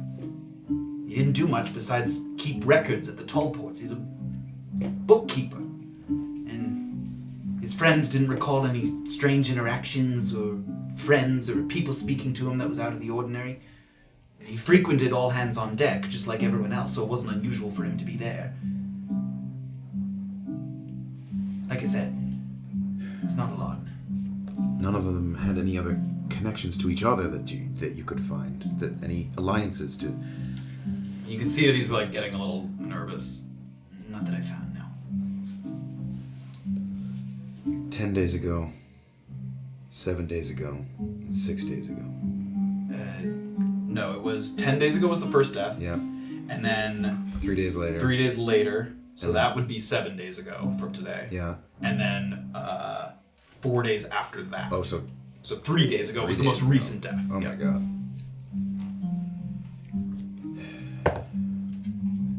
And you've spoken to Joe. Yes, like I said, she seemed very broken up about it. She was very sad.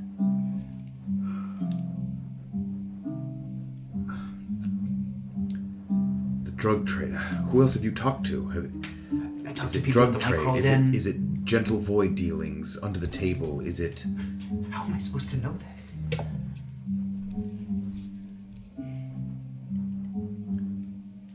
I'll look around. Okay. I'll try to ask some questions. Did you want to take a look at the bodies? Yes. Who would you like to look at? Are they all covered? Can I No, see them? they're No? naked. They're- It looks like they're naked and laid out, and there's a pile nearby of like, there's some clothes. It looks like the weapons that he spoke of were collected.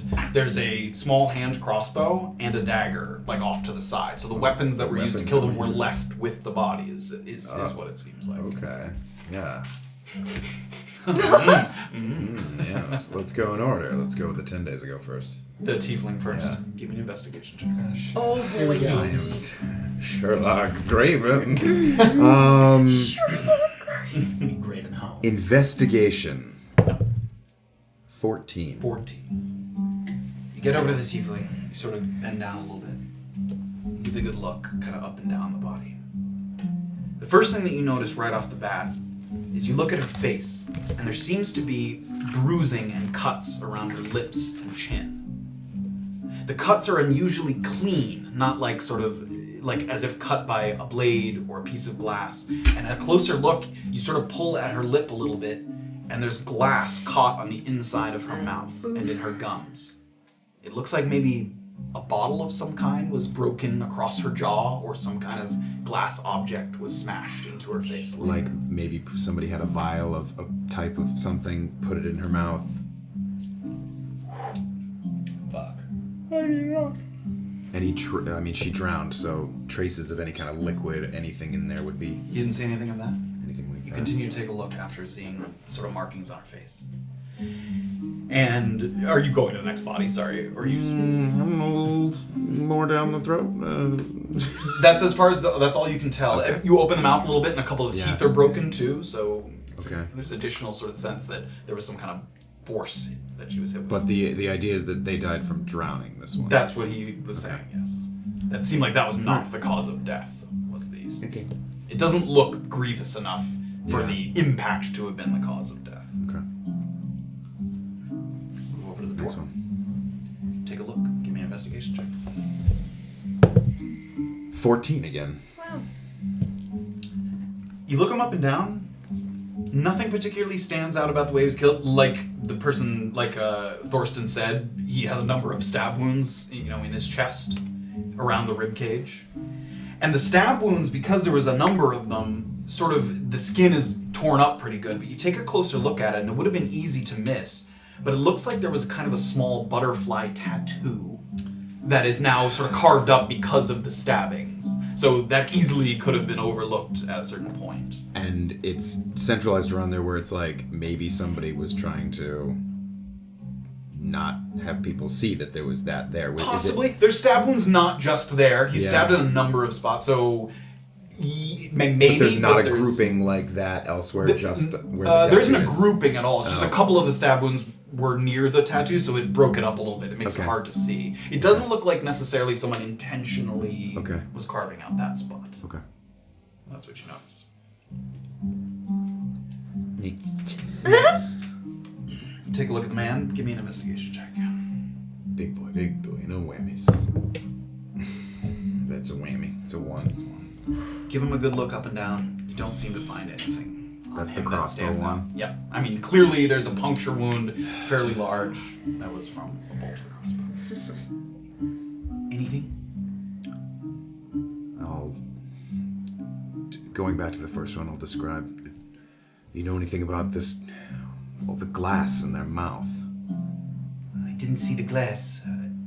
I did notice that her mouth was busted up pretty good. That doesn't look like something that just happens being dragged along in the river. That's something that could have happened before they died.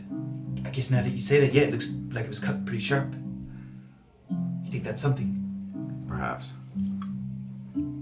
Anything else about where she was found? Anything else that was with her, or who found her? Senka, one of Senka's employees found her behind Reciprocity. How many employees does she have? Quite a few, I think. Okay. I don't know, a dozen? Okay. And this butterfly tattoo on the dwarf. What butterfly tattoo? Well, there used to be a butterfly tattoo here, but near these stab wounds. Sort of takes a closer look. Do you recognize this? I can't believe I didn't see that. Sort of so stupid. It's fine. These things can get missed. And he sort of holds up a finger. He goes over to the pile of kind of clothes, the crossbow, the dagger. He sort of digs a little bit. And he picks up the dagger and turns it to you. And there's a butterfly engraved in the handle of the dagger. Oh shit. Stabbed with his own dagger. Have you seen it before anywhere else? Is there some kind of gang or group or family? No, but my thought was it's his. Butterfly tattoo, butterfly on the dagger?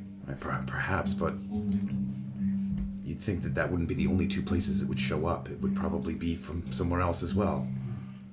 Maybe. I thought maybe family crest or something. Do people proudly display family crests in this part of the country that much? Sure, some. Well, see if you... You don't have a piece of jewelry or a weapon that's has any kind of... something from your family? I have something like that. Necklace? What's your symbol? He sort of takes it out from under his shirt. And there's a little kind of... it's like a crescent moon, but then there's like teeth in it. And Wolf bite moon. Just an old family symbol. Does everyone in your family wear one? Not everyone. A lot of people do. It's just something that's been passed down. What about the knife itself? Is there a knife maker in town that would maybe you could check with, or I could check with to see who they made it for? The only blacksmith is Seasum Fullbrook. Where's that? In Nakuzi. Everything's so spread out around here. Sorry. It's not your fault. Well, I didn't notice anything about the crossbow death, but see if you can look into the... I will also look into it, but see if you ask around about the butterfly. Okay. I'll take the knife for now. Okay. He hands it to you. Oh my gosh. So dumb. Do an athletics check. Do you think if the dagger is his, which we don't know for sure, could the crossbow belong to the man? Is there any markings on the crossbow? sort of picks it up and inspects it. But maybe he's killing them with their own weapons. That would be a link between them all, yeah? That would be weird. Why not just use your own weapon? It would be weird. And why not kill all of them with different weapons? Or kill all of them with the same weapon? Right. The first one Maybe she didn't have a weapon on her. Maybe she only had a vial of the poison or something. You saw poison? I don't know. That was my best guess about the glass in the mouth.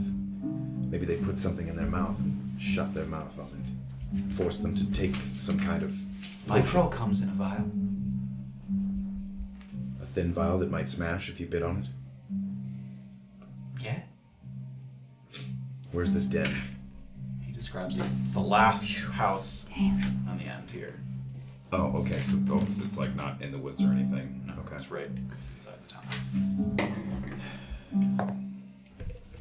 Smash the mic crawl. She's paralyzed. You throw her in the river. She drowns because she's paralyzed.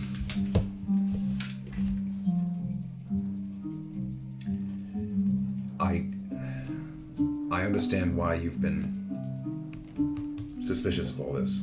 Okay. It is strange. You can see him getting like almost like relief kind of washing over him. That he felt like he was going crazy. Like every time he told someone, he got the same response. Like they don't seem to be related, anything of that kind.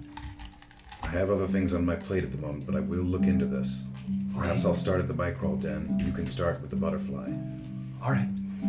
In which case, I'm going to give you the knife back here. I'll look into this. Sure.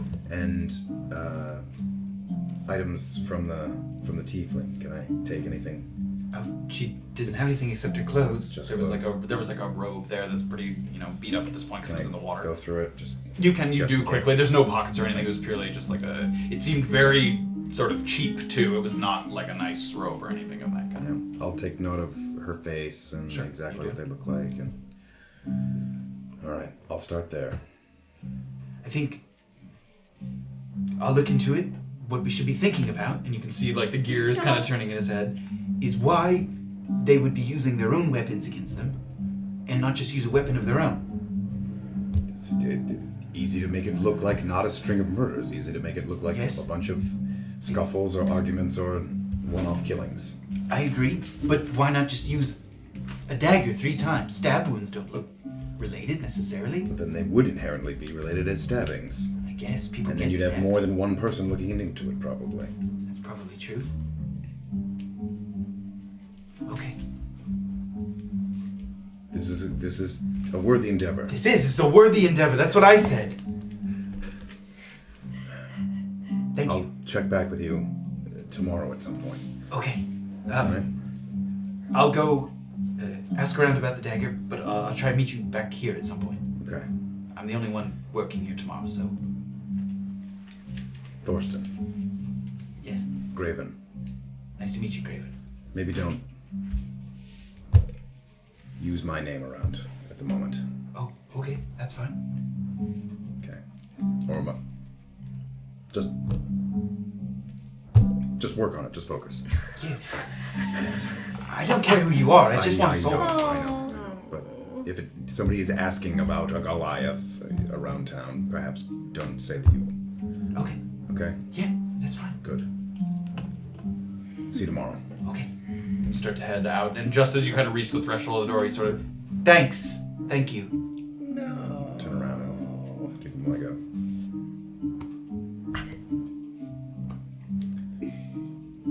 Good luck. And as Graven wanders into the night back toward the direction of the all-hands-on-deck tavern with hopes of meeting up with Beezaura, that is where we will end for the evening. Starting it up with mystery monsters this and time. next time.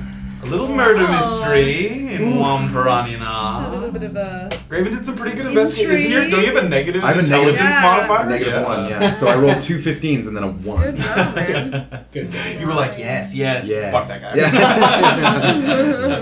naked, still murdered. Thank you guys so much for joining us as Before always. we sign off, Scholar Grammar resub for 14 months. Thank you so much. Thank you. It was very, very Appreciate that. nice. There's a lot covered in this episode, all the way back to, remember, there was a solo session at the beginning of this episode? The only 2 characters that have been together for most of this episode are these 2. Yes. All 3 of us are on our own. Yep.